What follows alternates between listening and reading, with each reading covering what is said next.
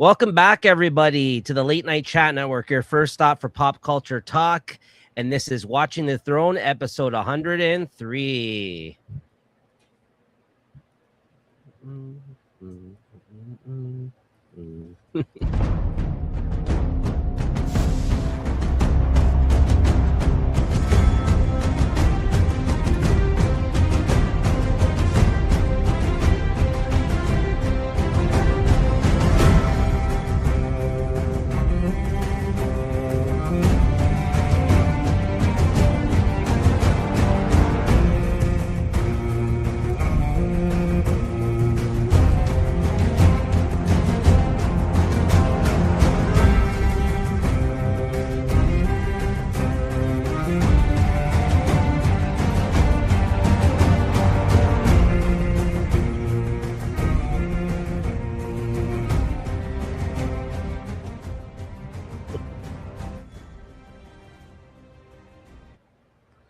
Do you ever tire of that song?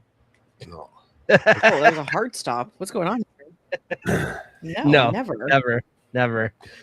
All right, welcome back, everybody. I'm your host. No, I'm just thinking, like, now I gotta. What's that? Sorry, no, I was just thinking of my my new boxing intro music, to go along with this like black eye I got, Yes, you've definitely looked better, Christina. I'm not gonna lie. It's okay. You're here with us. You're well, though. You got what looks to be a little shiner, but it's not. You'll be okay. She'll be all right, folks. Don't worry about it. I'll survive. Yeah. Right out the gate, you mentioned it. I thought we were gonna get past the intro. No, what's going on, everybody? I'm your host, Sir Nico, aka the Resourceful, for this episode. I'll be going through the scenes of the episode. Then we got JT, Mr. Ormond Hightower over there. Watch out. I need to, just after this episode, man, I'd like that fucking. I do it for everybody. Tell myself off. Yeah, thanks for that. My eye. Yeah, that's what happened to your eye. Magically healed, yeah. Yeah, exactly. I think that's what happened to it. You put a hex on it. And of course, Christina, if you want to mention why your name is Allison.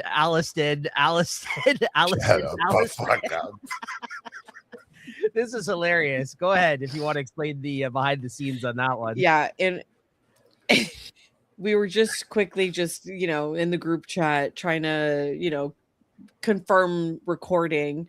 And I don't know, we were talking about whatever and JT just spammed us with like 17,000 text messages with like different variations of the spelling of Alicent.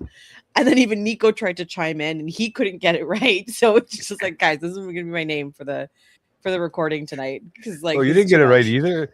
I thought Nico had it right. No, Alicent doesn't have an I. I put it in thinking that's added an extra I. Yeah, there's an extra I. There's no extra I after the C. So that last one that's on Christina's name there is the correct spelling of Alicent. But it's just funny because like even me, I'm like, I just tried to correct JT's mistake. And even I fucked up in the spelling. I had to double check because when I do my notes, I don't really care about spelling. I'm just fucking just jotting shit down, right? I'm just like, yeah. If I at least as long as I can read it on the 100%. Show, then we're good to go. Like even Rhaenyra is hard. Like the placement of the E's and the A's and the H and the R. Like it's just like there's a Y in there somewhere.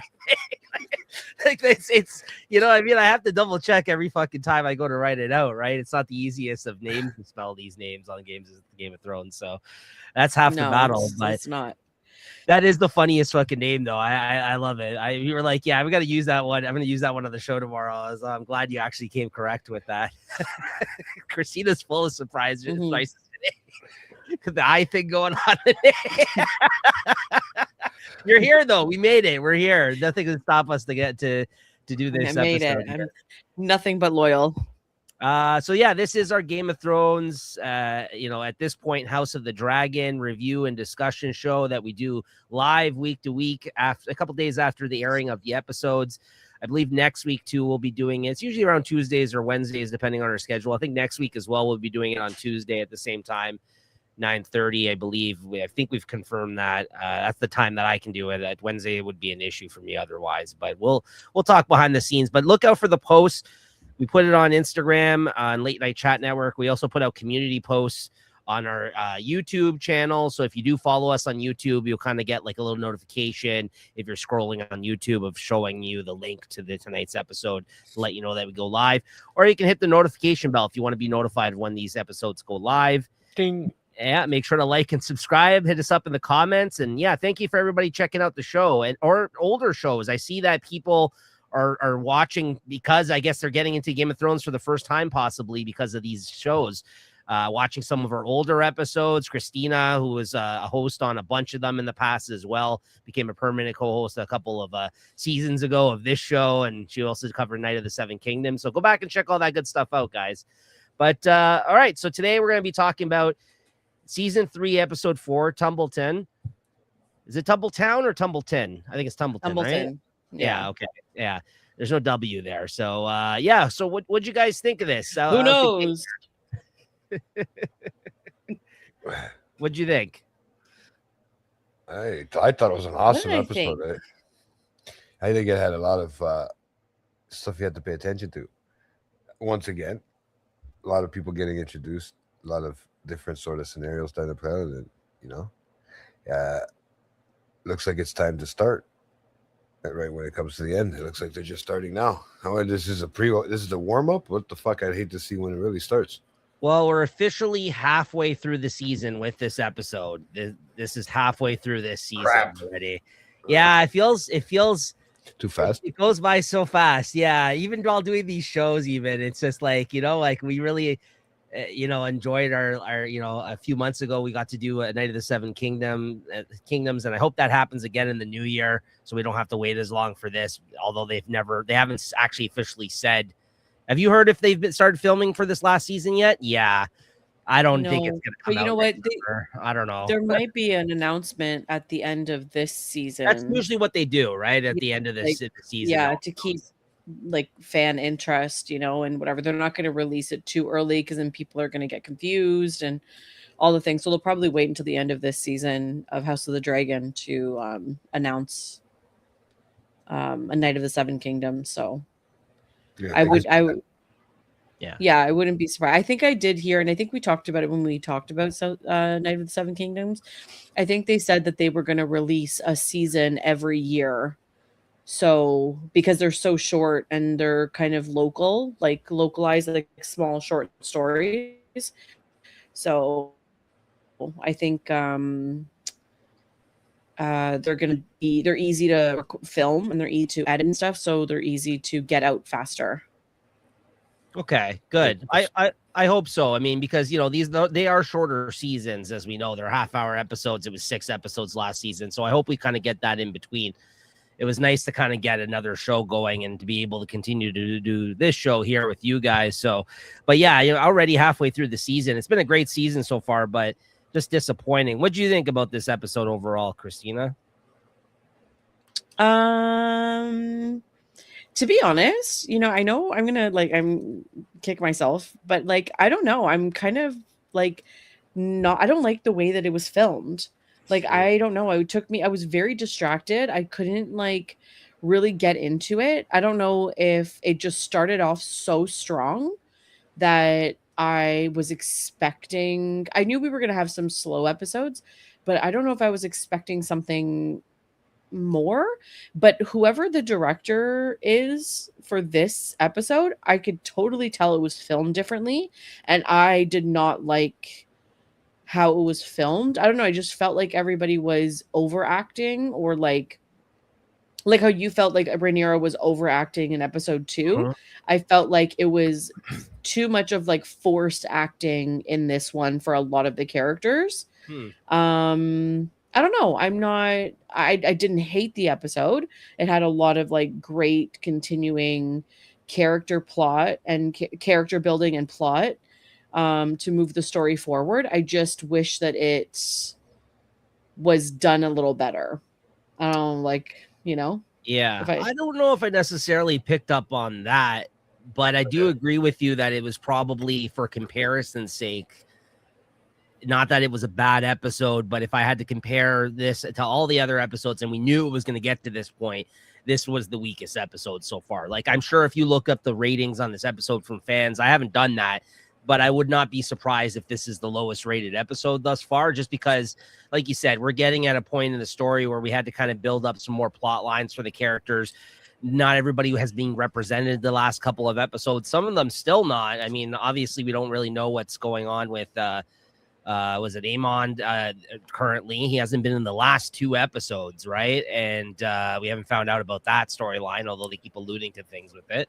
Yeah, so I feel like this is definitely them having to move the story along. Also, they're building up a new antagonist here in this Ormond Hightower, right? Like, we really are just getting to know this guy for the first time here in this one. That's correct. Yeah, we talked about that. It was the first 2 episodes were the last 2 episodes of last season. But I mean, if we got to consider them part of this season, since that's when they aired, then we got to kind of consider it in that same way, right? I see what you're saying, but I mean, yeah, I guess that makes sense that we kind of out the gate, let's say the 3rd episode was technically supposed to be the first, and then now we're kind of just getting into like the main plot of the season, possibly, right? But you gotta also remember they didn't add any other episodes onto the season, so in a way, yeah, they shifted the 2 episodes from last season into the first 2 of this season, but it's not like they added 2 more episodes on as a result. We're still getting shortchanged if that is the case. We're technically getting 6 episodes of stuff that they had planned for this season, let's say, which may be a good thing, because maybe then they're not stretching things out as normally as far as they would have to, right? I mean, it definitely left us with a disjointed ending of the last season, as we talked about before here, and lackluster in many ways. And out the gate, this has been very exciting this season. So I think, but she brings up a good point, Ashley, there, because I think these last 2 episodes are really more so representative of what the focus of this season should be, when they were kind of just with those first 2 episodes, since they were supposed to be last seasons, they were kind of wrapping up the main focus of that season, because in the last 2 episodes, if you think about it, we're getting all this Ormond stuff. We're getting the Daron stuff now. Like, we're really shifting our focus onto other characters and directions of the storyline here. And I think 100%. As a result, that's going to take a while to build up, right? So I think that's kind of just what we're experiencing with this one. Well, forget, we're also been set up for this too, right? We've also sort of been set up with this whole Ormond with what's his name there? Daron with Ormond and stuff. We're just getting used to that. That was all set up previously, like earlier. We forget because we haven't. It's been a while since we've watched it. And we forget that they still got to build this storyline. It's there. We knew it was there, and it's underlining right somewhere along the lines. We just didn't know where it was going to pop up again. Right. Yeah, so I mean, they really just haven't spent any time with these characters. These are characters that they talked about previously, but this is the most they've actually had like screen time with this episode, right? Well, yeah, I mean, a couple of episodes, it was the first time, like with that scene when you found out about which they bring up this episode with the sensitive smell and him smelling the shit. In that scene, that was the first time we had ever actually, I think, seen Ormond on the show. Actually, that was that's that. If I'm not mistaken. Yeah, no, you're right. No, that was his first. That was his first appearance, I believe. Yeah, and then like Christina, I think, is the one that mentioned this, and then that was chatter from the fans as well. Daron was in the first episode of this season, but he wasn't credited as such, and he wasn't saying anything. He was just in the background. So like. In this episode, we kind of, or I guess, even last episode, but in this episode, you kind of hear him, actually have some scenes and talking and stuff for the first time. This is actually his first credited episode, this episode. Like, this is his first on-screen credit that they have for him as a, I mean, he was uncredited for the last appearance because he didn't say anything and they weren't crediting him as the character because they didn't want to spoil. I wonder if they don't have to pay him for that episode, even though he's there. So this is kind of like, again, you're kind of meeting him for the first time here, although he's been alluded to and he's been around, right? So, yeah, I think that's interesting too, and I kind of really dig the way that they've taken that approach. And I don't think I've seen him on any of like the, how they do those things with the actors where they do those sit down round tables and shit. I didn't see any clips with him yet, so that's good. I'm sure they're out there, but they didn't spoil it by like kind of, they didn't put out a Funko Pop of him or some shit. I mean, these things always get spoiled this way, usually this day with the internet, right? Like the sleuthers, like I'm sure I don't even think he was part of the premiere photos and stuff, because he wasn't part of like any of that. He was not. It's because he had to get his hair just right. Yeah. No, he had like whoever this actor is was intentionally told like not to participate. Okay. Well, I'm glad they committed to that a bit, to be honest with you, right? Like in that sense. And you said this is the guy that's supposed to be playing Link in the Legend of Zelda movie that they announced. That's cool. Yeah, and now it's like I see Link. Like I totally I wish. I mean, he put a cap on him and like, Link had blonde hair. Didn't he have blonde hair? Say he has blonde hair. No, but the style of his hair that like you can easily kind of, I can see it by just looking at this picture. I know. I just see. Yeah. Like I should never have like, I don't know why I say it's more of a lightish brown. Like, well, it depends. It depends what video game it is. It depends what kind of TV you had. If you had a TV or an LCD TV. Back in the day, it looked a little bit different. Yeah, so I don't know, like, but now that yeah, that's all I see. All I see is Link now. Yeah, so he's got the green there too. He's got the green thing on too, which kind of fucking. That's what I mean. It's like it's the green, really. It's the Link, it's the hair, it's the face. Yeah, they're setting it up for his role on there. That's what they're like. Okay, here we go. We're gonna set you up. I do like that he does look like Allison, though. Like, they did whoever the casting director is did a fantastic job. If it's the same casting director that has been since season 1, like fantastic job, like across the board, like great. But he's the one that's of Allison and things. Viserys. Viserys, right? The last one, right? Yeah, okay. No, I got a little confused there for a second. Because what's the actor's name? Olivia Cook, right? Plays Allison. I saw her in a clip too where she was talking about the fact that it's even weird and challenging for her at times because when they cast her and they cast her sons in it, she's not much older than these guys, right? Like she's very young too. So like she was just like, I don't know how that's gonna work. Are they gonna do another time jump? So like, just the way that they kind of, even that's challenging for that. I mean, they don't share a lot of screen time, admittingly, so far, but like, even so, like, it's like, having these characters, the way they have to make them look, so it doesn't look like ridiculous, even in that sense, right? Because she is like almost the same age as some of the other actors there. And she's supposed to be playing their mother, even though she had them when she was young on this show. Even it's not like, she would still be in her like late 30s, I think, at this point, right? Like on the show. No, she probably had a kid when she was like 14. Mid 30s. No, she would be like 30 if that. Yeah. How young was she when she first had kids on the show? Like Aegon is only like 16 or 17 years old because Aemond is only like 1 year younger than. So she's in her early 30s then. Still, even so, like she was probably like 15 or 16 when she got together. I think they were 16 because wasn't Rhaenyra saying she was like 10 and 6? She had a few kids too, though, right? So like, how old is Daeron? I don't know, like Aegon was, I don't know, let's say like a year apart from each other since like probably. Okay. Yeah, that's pound them out. Even if Aegon is 19, no TV. Aemon 17, Helena 16, and Daeron 15. Like I don't know, like it's like they're so young. Yeah. Well, I don't know. Whatever. It's like the movie magic. Everyone's older than they're supposed to be, but they're not. Like Yeah. So. All right. Well, then, unless you guys have any other comments about this episode, I don't think there's too much to say. I mean, there's some good scenes. There's some good scenes in it. Yeah. No. Yeah. It was great. What's that, Jay? No, I say, yeah. If you have anything else left to say, it was just something like you were ending the episode. I was like, what's going on over here? Where did we start it? I'm ending the stream. All right. That's enough out of you. All right. So, season 3, episode 4, Tumbleton. We open up with the first scene. We see Ormond's army walking through Tumbleton. A soldier stops at a home, a residence. makes some comments and basically lets himself into their home. And right from the get-go, you can see they're uneasy about this situation, and he seems like a douchey guy, so not off to a good start there. We just left with Rhaenyra finding out about this whole Tumbleton situation at the end of the last episode.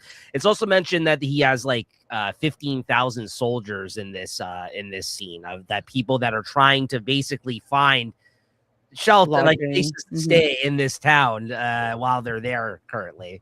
So that's problematic to begin with. Yeah, they just ended up saying, well, this is route. You guys get all these guys to room and board now. There you go. Yeah. You're stuck. Pretty much. Yeah. I really liked this scene because it did show like an actual depiction of like what actually happens in war. Like they did this in World War II. They did this in like all the wars. They just had the armies just infiltrate like villages and towns and had the soldiers just stay with the people. That's right. And nobody talks about that, but it's like, no, that's actually what happens. Right. Like they had your women and children back then. Yeah, straight up. Straight up. Anyways. Yeah, and it's just one of those things where obviously in war times there and this guy can't control all his men. I think it's an impossible task to believe that he's going to be able to actually keep everybody in line no matter what his intentions are, right? Like so I think it's like Throw them in a home, let them do their thing, and then deal with it afterwards. Right, and in a way, if you think about it, these are technically like their enemies right now, right? So like it's not like they're going to treat them with respect to begin with, right? They may claim that they are because since they're taking refuge temporarily and they think they'll win the war, then they'll become technically under them. But that doesn't mean for the time being that they're going to treat them with any respect, right? It's just like plus who's to say they'll win, right? So it's just there's a whole kind of bunch of complications there when it comes to this situation. But you're right, it set the standard from this first scene in, and it kind of ended on it too, to be honest, like this with the same situation branching out, right?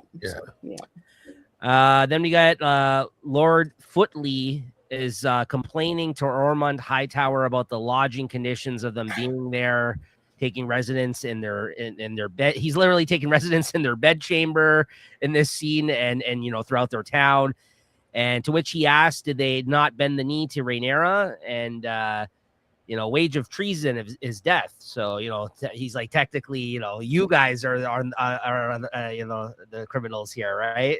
And Lord Footley defends that they know only trade here, and they never thought to see war. So they basically just went along with it, bent the knee to Rhaenyra.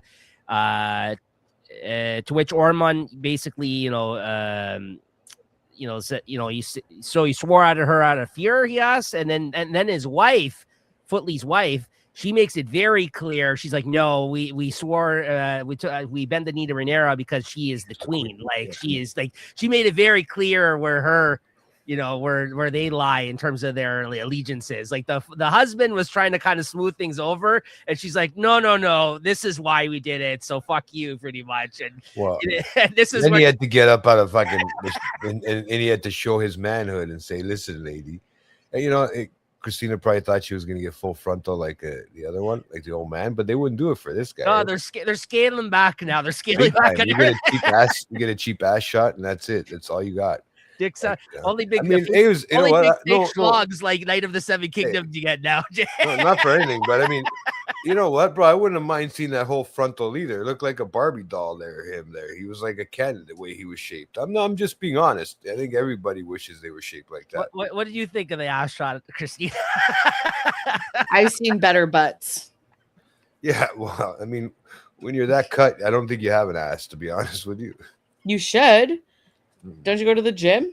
Yeah, but leg day, man. You can't skip out on leg day. But who does what man does an ass crunches or whatever? Like we're not trying to shake our rumps over here. We're trying to do the twirl, if you know what I mean. Oh my good God. Come on, man. Think about it, Christina.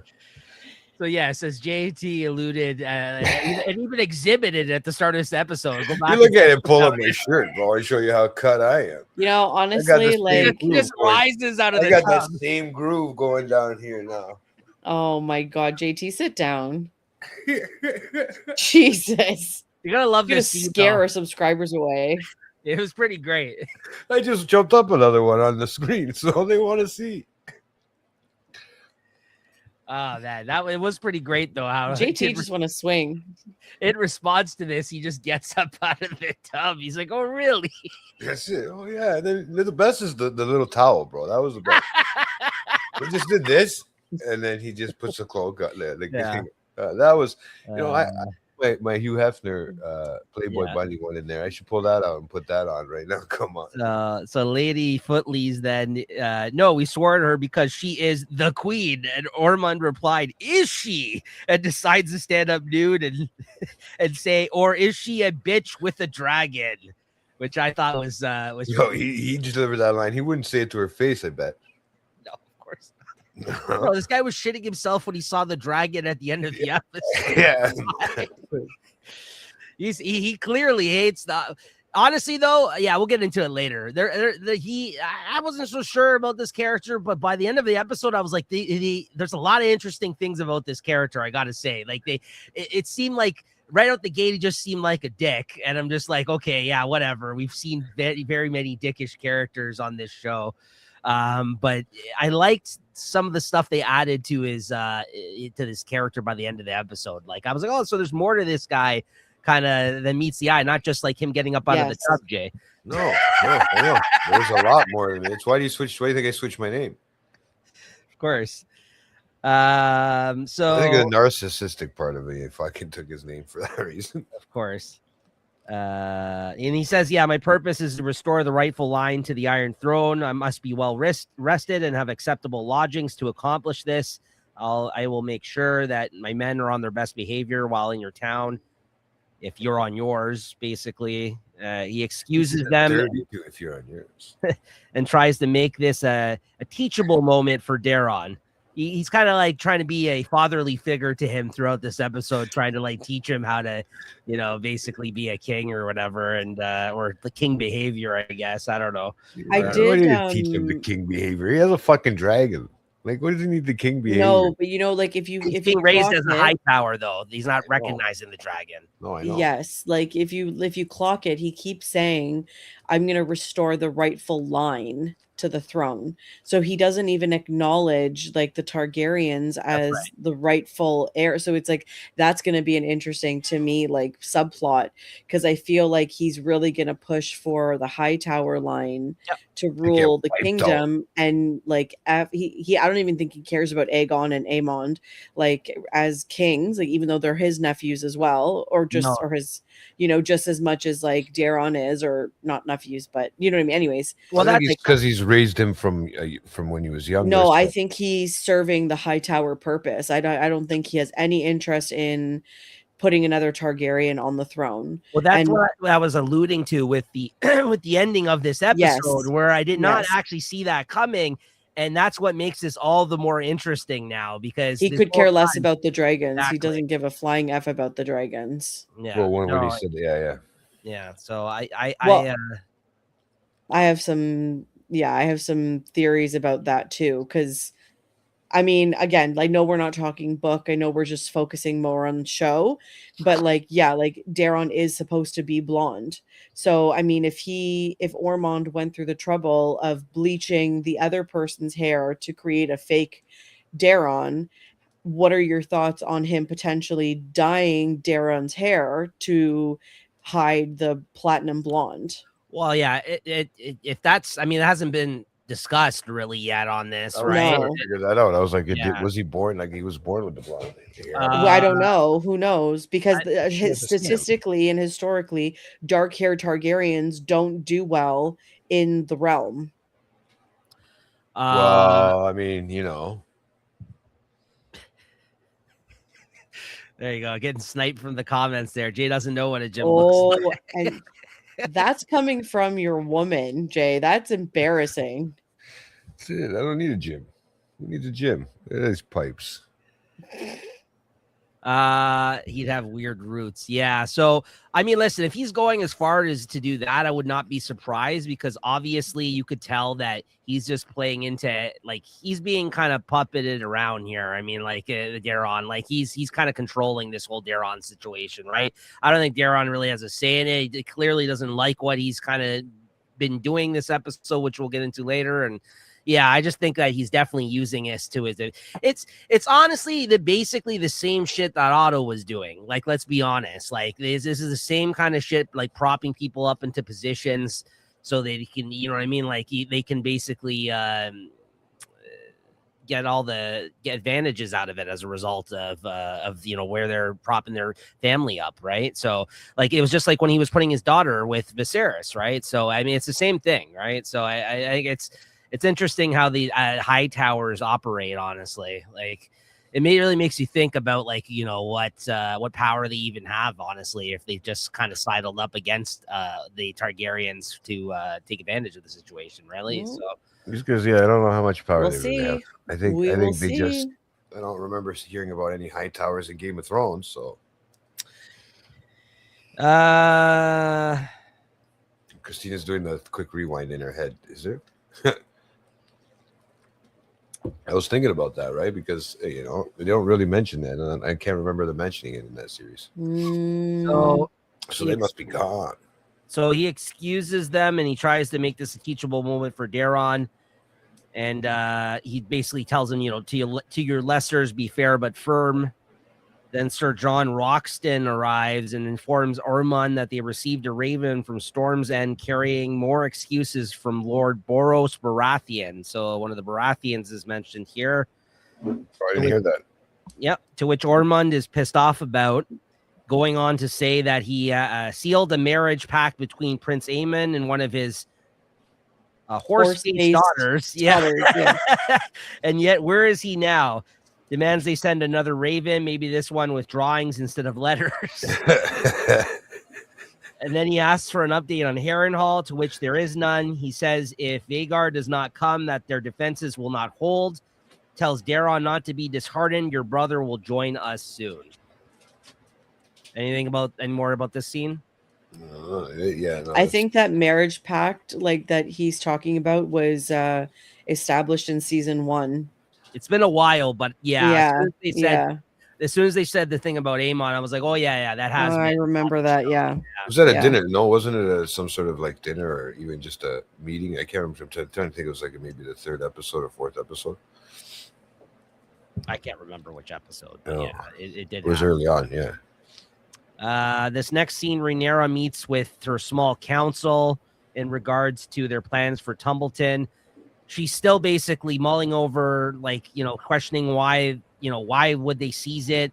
It's no stronghold. It's a market town, and its lord is meek and walls poorly defended. Mm-hmm. Does he mean to somehow raise their support by doing this? Does he dare me to rain fire on people that defended me? So she's just trying to understand his play here. She's really thrown off by the fact that he's taken over this town and why what are his motivations here, right? So she's kind of still trying to figure this out. This is where having a proper council would have come in handy, because they would know exactly how to advise her about the smaller towns in the area, because she was not prepared at all. She was never privy to the small council prior to because Viserys passed, and she wasn't on his council before he passed, which was a mistake. And anyways, that's just back story. I'm just talking whatever, but that just goes to show again how unprepared for this job, because obviously there's something very resourceful about Tumbleton that she's not seeing, and we will see. I guess as the show goes on. You actually bring up a very good point. Sorry, excuse me. I really like how you brought that point up, because I feel like even episode to episode, in comparison to her kind of stepping up, I felt like last episode to kind of figure some shit out. In this episode, I'm starting to see how she's not a good leader. Like a lot of people like have worked to get into her position, whereas, you know, not to say that she hasn't gone through a lot of shit too, has sacrificed a lot of stuff, but not really like had to like earn it in any way, because it should have just rightfully been her position to begin with. Yeah. And so like I was saying last episode, it's so apparent now. Like Alicent, like again, like her whole life they were preparing for her, like Otto was trying to prepare her for that role, to put her in that position, whether it be the wife of the king or like the queen, you know what I mean? But so like, yeah, so like I just think that she keeps having to like, you know, go to people throughout this episode and really lean on them till she doesn't know what to do. And I'm not saying that you shouldn't have a good support system. You absolutely should have a good support system if the king, for sure, right? But I think that she's just in such a position right now. She doesn't really have the relationships with any of these people, and she can't really go to, like, look at what she does this episode. Like, she gets that guy who basically gave her props for feeding them, the Manderley guy or whatever, the rats thing. She just throws him on her council. Like, she doesn't even know this guy, right? Like, I know. We'll get to him later, but like, you know what I mean? So it's just like she's really like scrambling here, you can tell, and she's really like struggling, but not in a good way, like not in a respectful way. I actually thought she looked really weak in this episode, to be honest with you. Like, she did not look great. No, and I think that's coming off the last episode where I commended her for like the first day in the job, like how she kind of, but like as she's settling in now, and we'll get into it more in this episode, the cracks are starting to show already. Like, she's 100% huge fucking mistakes as a leader, huge mistakes. Yeah, right? For sure. Yeah. So, anyways, does he mean somehow that Maester Orwell? So basically, then Maester Orwell gives some insight about Prince Daemon's river host. They march on King's Landing currently. Tumbleton is not much further. Maybe they should head there instead. He gives her that suggestion. Viseria points out that it would be much more merciful than sending dragons over there if they were to basically just go in the town and take over the town that way. Yeah. Rhaenyra says we will march on the town and root out the high towers, house to house. It's a good scheme. Yep. And then says send orders to Lord Tully. Then informs Orwell as long as he remains loyal and useful, he can retain his place at her council and retain the title of Grand Maester, and he accepts. Yeah, so stay resourceful, Nico. This guy basically is. I mean, I think one of you guys called his way up. So yeah, he's like the Varys of this situation here. Yeah, he's even in this episode again. He's this guy's bloodthirsty. This fucking guy, like he kind of makes moves and comments and little kind of like advances like his own thoughts like in at certain times where she needs answers. Like, I don't know, I like the way he's operating this guy. You can't really trust this guy at all, honestly. Well, I think he's also like, I mean, he's trying to stay alive, so it feels like he's being as resourceful as he possibly can be, but he's also picking and choosing what he's gonna suggest and say out loud, you know? Oh, yeah, I'm not doubting he's under the gun at all times. He definitely is. I mean, like, this whole fucking show, he's been, like, worried for his life, it seems like, from one leader to the next, right? So he has to prove his worth, right? No matter who it is. So he'll jump sides when he has to, if he has to, whatever to keep him going. That's why he's very resourceful. Yeah, absolutely. So he accepts. And then he goes to basically to grab his little orb from the middle. And she's like, no, put that down. That's relics of the past or whatever. Like, we're not using those anymore. Yeah. I remember we talked about that. We're like, when did they get rid of the balls? Like, you know, in the table. And it was like, oh, I guess now. Yeah, because I remember when we first started seeing that on this show, we're like, oh, that wasn't a thing in Game of Thrones that I remember, right? So then it was interesting. Yeah, this is it. I think they do away with that tradition here, it seems like, right? So, which that was interesting as well. And I love how he just like throws the ball back, like, it's just, whatever, like, you know. Relics from a dead regime. Yeah. I was wondering how they're going to get those plates off the table because they're hooked on. If you noticed, I was like, they can't get rid of that. They're going to break them off. They get a new table. Oh, I looked at that. I was like, okay, how are these plates on there? And they're actually hooked on. She also said you must inform Viseria of your comings and goings, but you're in charge of the Ravens, basically. And she says it will take weeks for the Rivermen to walk over. Let's send a dragon in the meantime to keep vigil. Mysaria brings up urgent matters at home and starts getting into oil talk and what, you know, the money that they recently secured or about to secure. And then Rhaenyra realizes she has no hand present in this moment. This whole time they're sitting there talking, she realizes that Corlys isn't there. I always forget the black guy. No, Mysaria tells her to name a master of coin to help fill up some of her small council.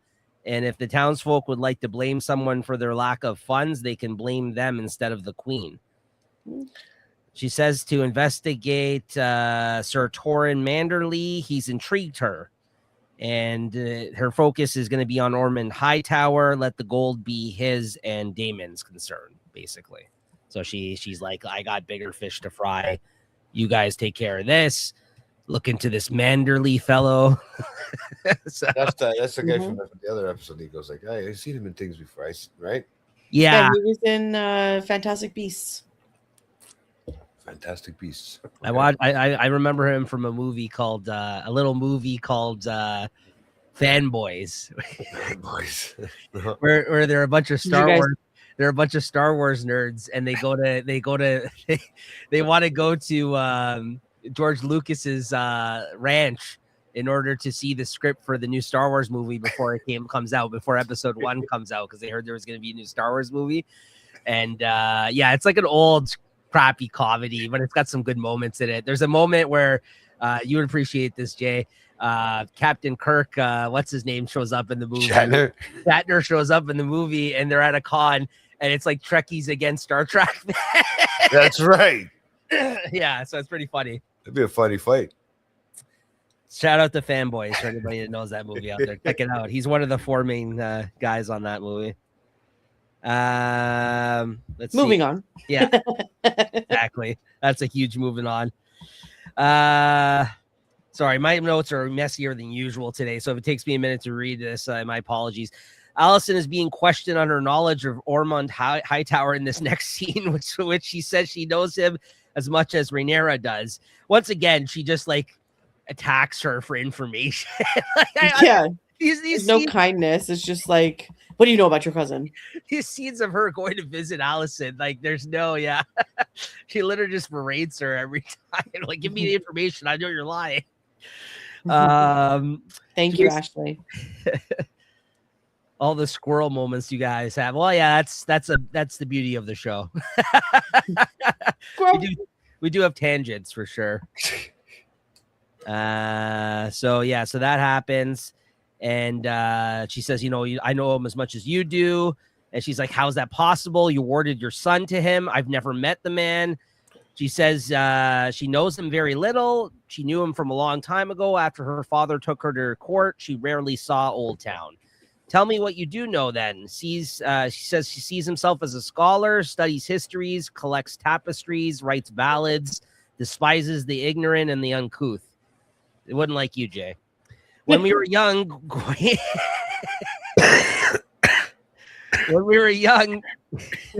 Are we all dying of like coughs and stuff today? Yeah, I'm getting over a cold too. That's why I got the phlegmy throat here. All you listeners get to listen to that here today. When we were young, Wayne thought him cruel, but he thought that about many. How is he with Daron? Fatherly, I'm told. And she asks if it pained her to have to send her child away. And she says she tells this little story here about how she says after giving Viserys 3 Targaryen, she wanted her last child to be raised as a Hightower, this being her choice. She says in hindsight, she's glad she did with the way her other sons have turned out now. Yeah, no kidding. Yeah, perhaps sending Daron away was her truest act of motherhood. I like this scene. I like what she said here. I really I think it resonated. You know what I mean? Not that we were sending our kids off to, but there is times where mothers have to, like, you know what I mean? Let their kids go off or make hard decisions. Yeah, exactly. So I liked what she kind of had to say about that. Though she does not know what fate that choice has made for him. I would have spared him, she's quick to mention. And she basically just stares at her in response. Like, yeah. Okay. Yeah. As I'm sitting here prisoner. Thanks for that. Yeah. And this is where she mentions before she goes, he has a strong sensitivity to odors, as we already know, because we've seen a scene with him reacting to, I mean, to be fair, a man covered in shit. I think we'd all be a little sensitive to that one, but she does mention that he's sensitive to odors in this last scene here. All right, so Christina, I gotta give it up to you finally. I think in this next scene with Corliss, he's kind of going back to a trait he's exhibited many times already on this show, and yet again, it seems when things don't work out for the man, he's taking.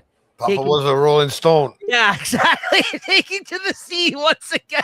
I gotta go fucking make some more illegitimate children or whatever. Listen, I've I don't want to say I've been the Corliss defender here, but I haven't hated on the man as much as our co-host Christina here has. But he knows what he's doing. I was kind of like, come on, man, you're gonna go back to the sea already. The first thing I thought of was, what's Christina gonna say to this? Of course. No, she's right. In this scene, she's absolutely right about his behavior here. It's back to Daddy of the Year, right? Listen, but that's just a trait sometimes of like you said, deadbeat dads. When the going gets tough, they get going. Deadbeat dads. Exactly. Wherever their head is their home, bro. Even men trying to run from their problems, or people for that matter. Honestly, it's that's what his character trait is. Clearly, I mean that's. Naturally. Listen, that's I don't want to say I was surprised, but I'm like, come on, man, you couldn't like one more day you kind of had it out with her on this episode. You're just like, nope, I'm out of here. He's like, nah, fuck this. Anyways, Corliss appears to be leaving King's Landing. And then what's even worse. Go ahead. No, but what's even worse, sorry, I think I'm a little leggy, but like what's even worse is like he sends his son to do his dirty work. And it's just like, now you're mine. Like, go out, go do what you got to do. Mm-hmm. He seems he seems like a good boy. But that's he couldn't give him his name. He's gonna give him the power though. No, I bet you he's gonna still work with Rhaenyra. He's been a dad for like 10 seconds. Okay, fuck him. We don't need to go. He can go back on the ship. We don't need him. We got his sons now.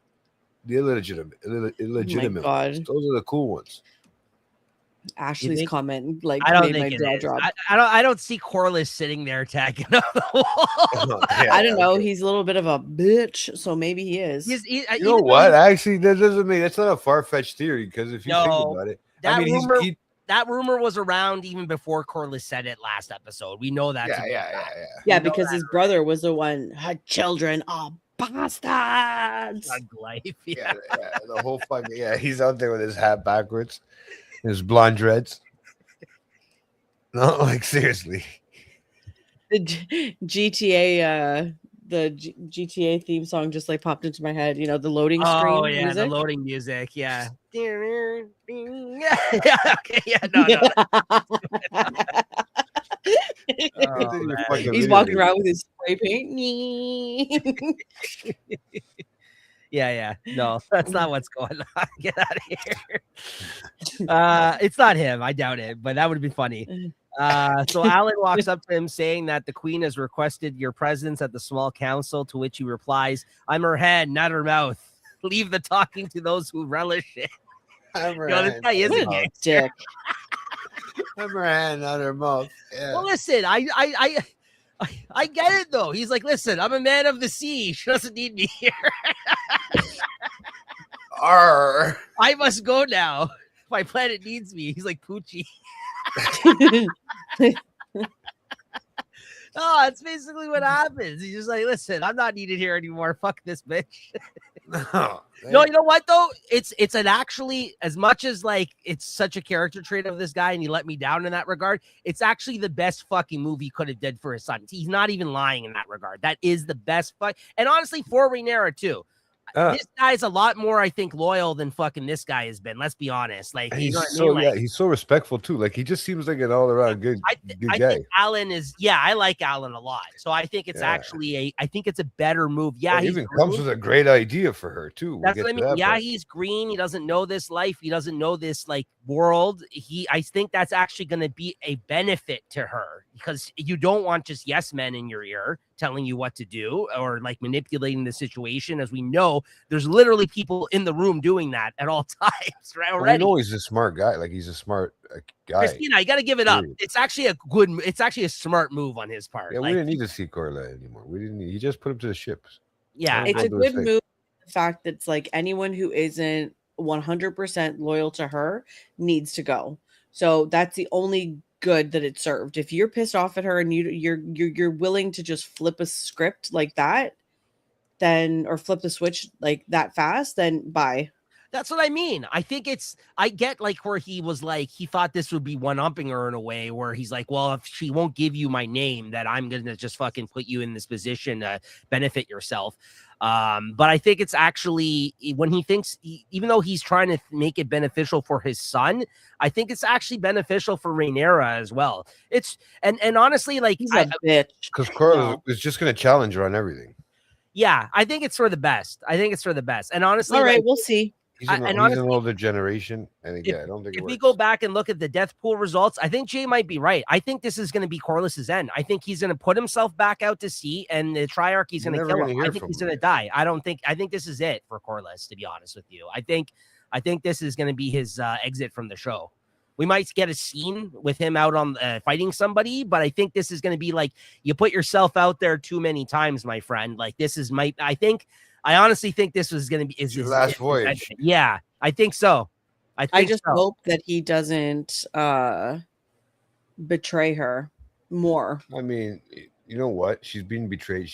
I have a feeling he's going to like, he just based on like trailers and stuff that I've seen, I feel like he's going to call his daughter and say, hey, come with the dragon. Let's go take her out and help her. You know, like, I don't know. What's he going to do? His granddaughter, Rhaena? Mm. No, Rhaena's already. Rhaena, the other one. Bela? Yeah. No. We didn't see her this episode. No, we didn't. No. Right. She's on timeout. She's on timeout. They can't afford her for the script for this one. So basically, he says, "Yeah, I'm not her hand. I'm her hand, not her mouth. You know, keep the talking to those who relish it." Alan questions if he should return with this message to for him refusing the queen. And he says, you know, rather that he serves more, he actually serves more efficiently elsewhere. And her strength is in dragons now. She has less need of a man of the sea. But my son shall attend her in my steed. He replies, I am not a creature of the court. Alan says, I don't know what I'm doing. And then Corlys says, this is a great opportunity for you there. I can't give you legitimacy, but I can give you the chance to better yourself. And as he's going off, and this is why I also think this might be the end for him. Alan says, anger is not something that can be ended with a blade, my lord. And then that's when he jumps on his horse and rides off. I think if there was ever this is not the answer, this character's going to die type of line, that was it. Right? Yeah. And he just really walked away. I think this is it for, I mean, I'm not going to say like other things aren't going to happen wherever he goes, but I think he's not coming back. I think this is his last voyage, like you alluded to there, Jay. And I think if we pull up the stats, I believe Jay had him as the next death, even though we already lost. But if you want to re-register re-register him as in the death pool, Jay, I think that might be the case. Honestly, I think he might be the next big character to die. I mean, I think there's going to be characters in between, but I don't think. Yeah, I don't think he's surviving this season. He's not surviving this season. I think anybody this big. Right? Yeah. So we don't need him. He's part of the old generation. He's part of the old regime. Aegon and Larys in this next scene, we catch up with them. They're walking through a forest when they encounter the body of his dead dragon, Sunfire, where he had fallen off of him. He didn't even look like he was deteriorated. Nothing was eating him. Like, come on, he's been there for a little while. I know. Is he still dead? That's the question. He may not be the way that he fucking alluded to, thinking he was alive and not getting a chance to kind of like see that through. Dragons are kind of like lizards. They go dormant. They can have like no pulse and you wouldn't even know.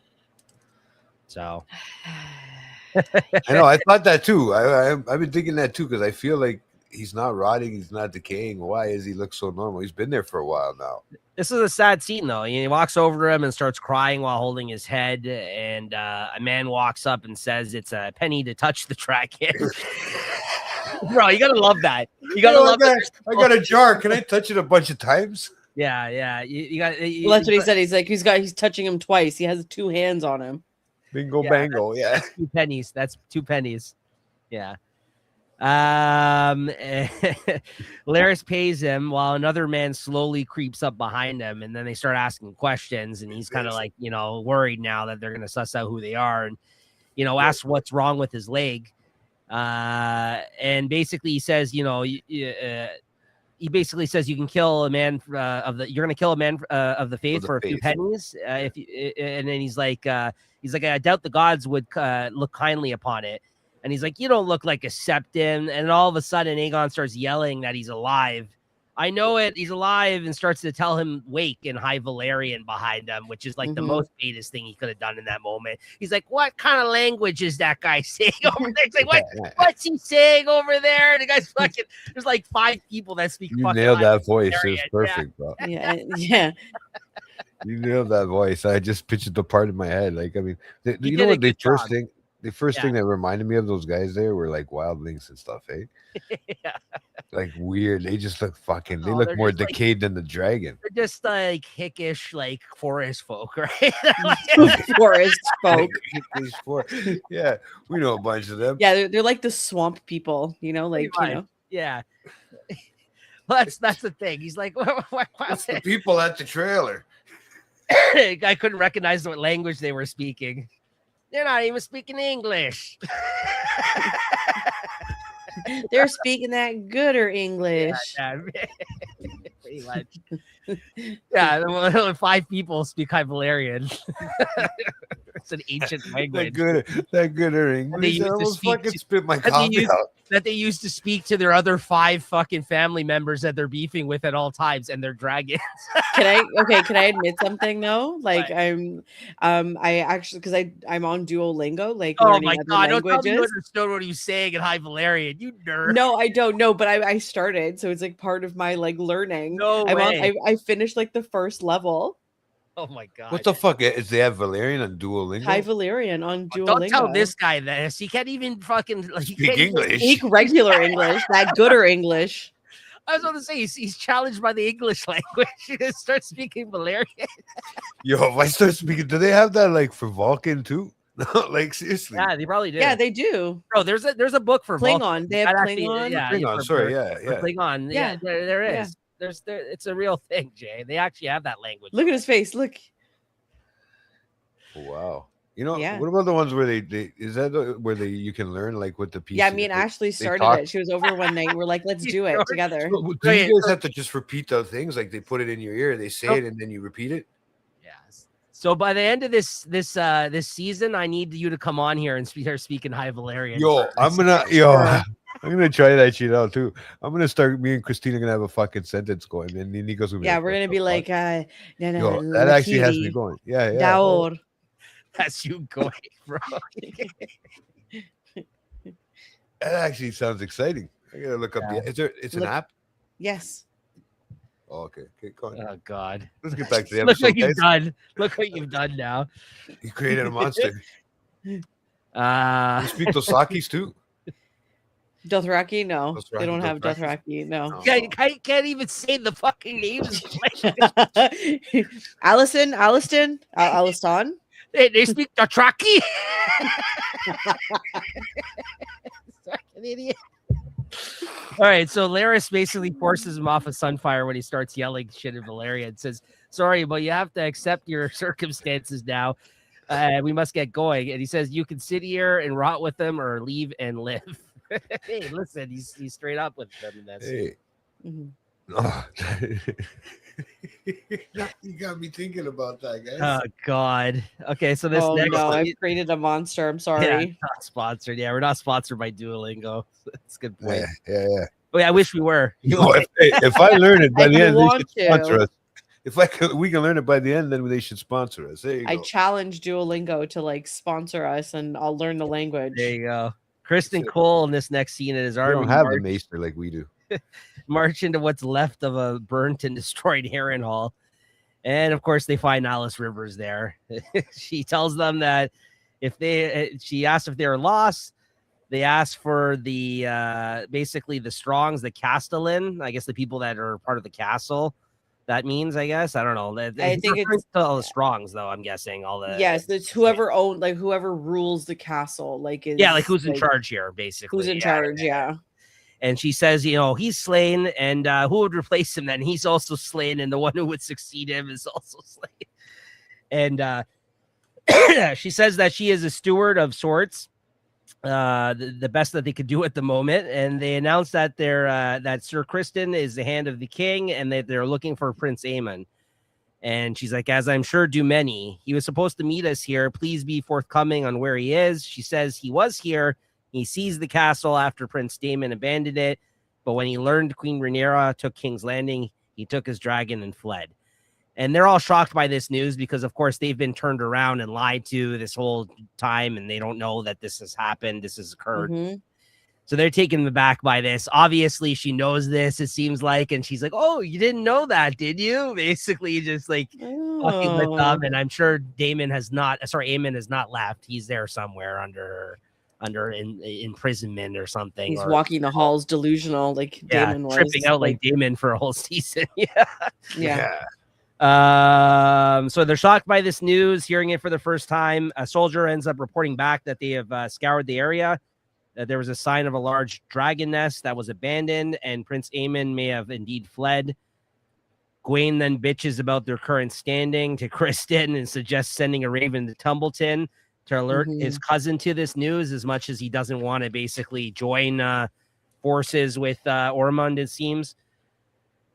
And Kristen Cole refuses, and then basically, bitches about how the upper class folk deal with this is how you upper class folk deal with your problems, and this is where I got to today. I had to pull myself up by my bootstraps and all this other fucking shit. Yeah, nothing.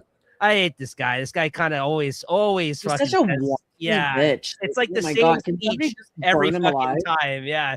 This guy is going to get killed so badly on this show because, like, he's going to be the one that survives, bro. These heroes, he's like Bran the Broken, so whiny. Oh my God. They're the most heroic characters. Always get it in the end on this show. There's no room for heroism of this sort of like delusion of heroism. I feel like on this show, I think he just sucks the life out of everything. He's so negative. Oh my God, I can't stand him. Like. Yeah, I bet that's one that Allison. I bet that's what. That's sorry. I bet that's one where she regrets sleeping with this guy. What's her name?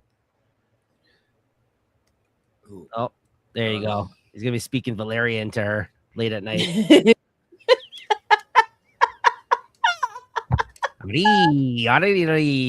don't know. I don't even know how to do Valerian. But he's like oh my God. Oh, you've just unlocked a new kink. My love. God. It's Valerian. There's all kinds of languages now, buddy. Oh, good God. I'm afraid. And he says their task is simple. Keep the river scum from reaching King's Landing. Give Ormond time to grow his ranks. Gwaine points out that their army is 10 times their size. 20, he corrects them. Kristen says, but let us attack it like the scorpion does the ox. Man to man. It'll be free from dragons.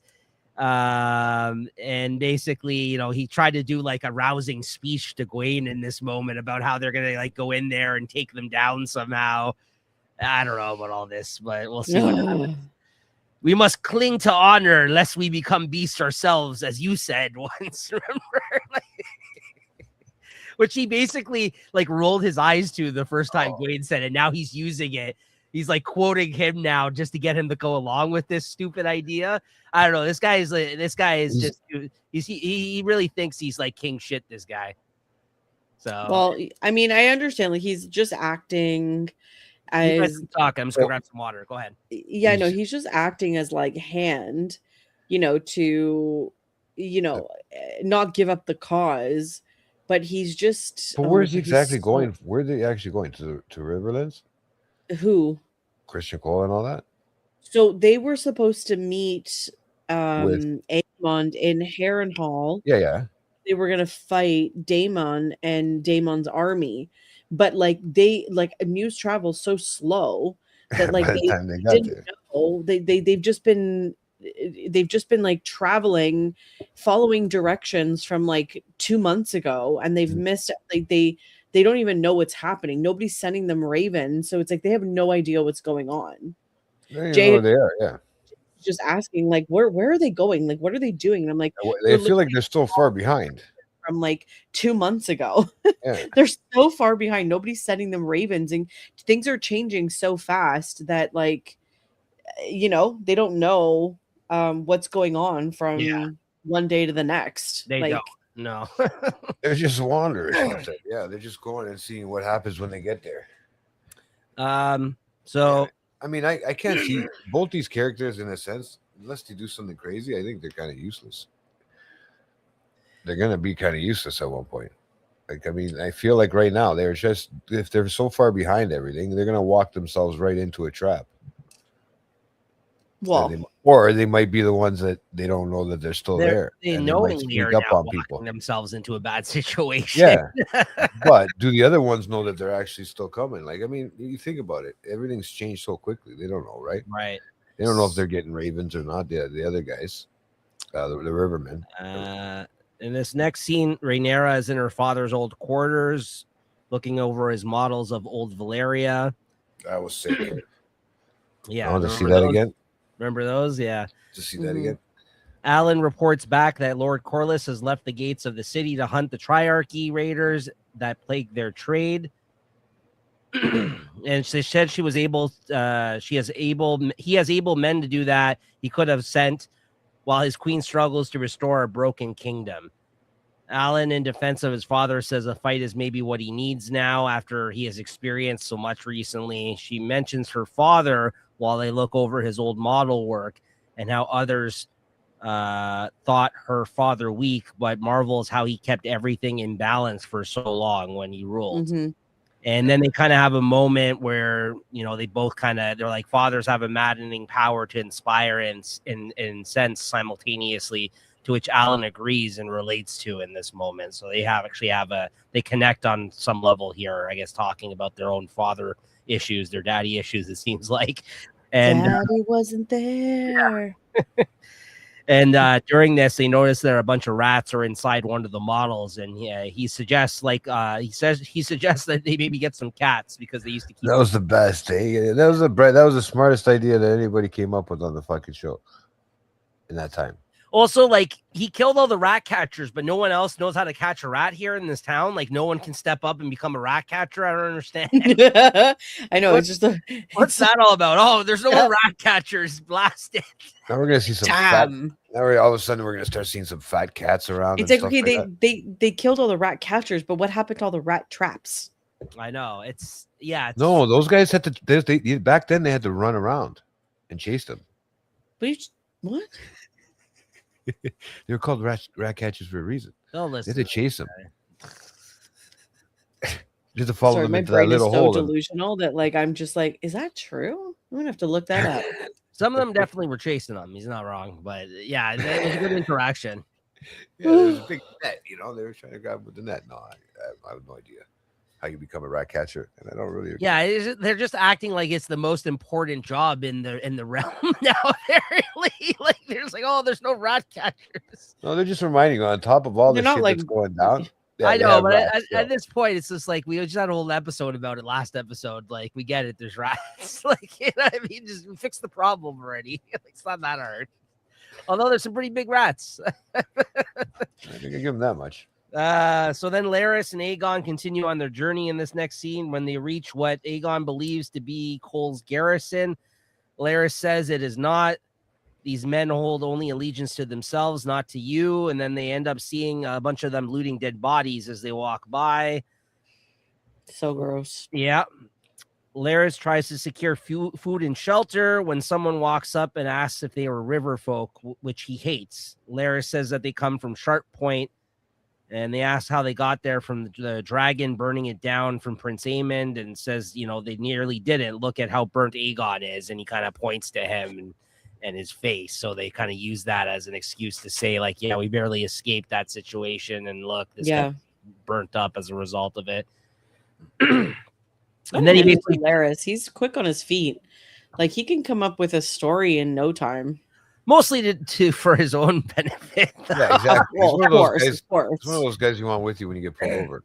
Here's my question 100%. to you. Here's my question to you guys. Do you believe that in a way he's purposely making it harder for him to humble him more on this journey? Because it seems that he's relishing a little bit in the fact that he's kind of like, it looks like he looks out for himself even more in these situations. Yes, he's cunning and coming up with ways to kind of help him out, and he keeps fucking it up for himself.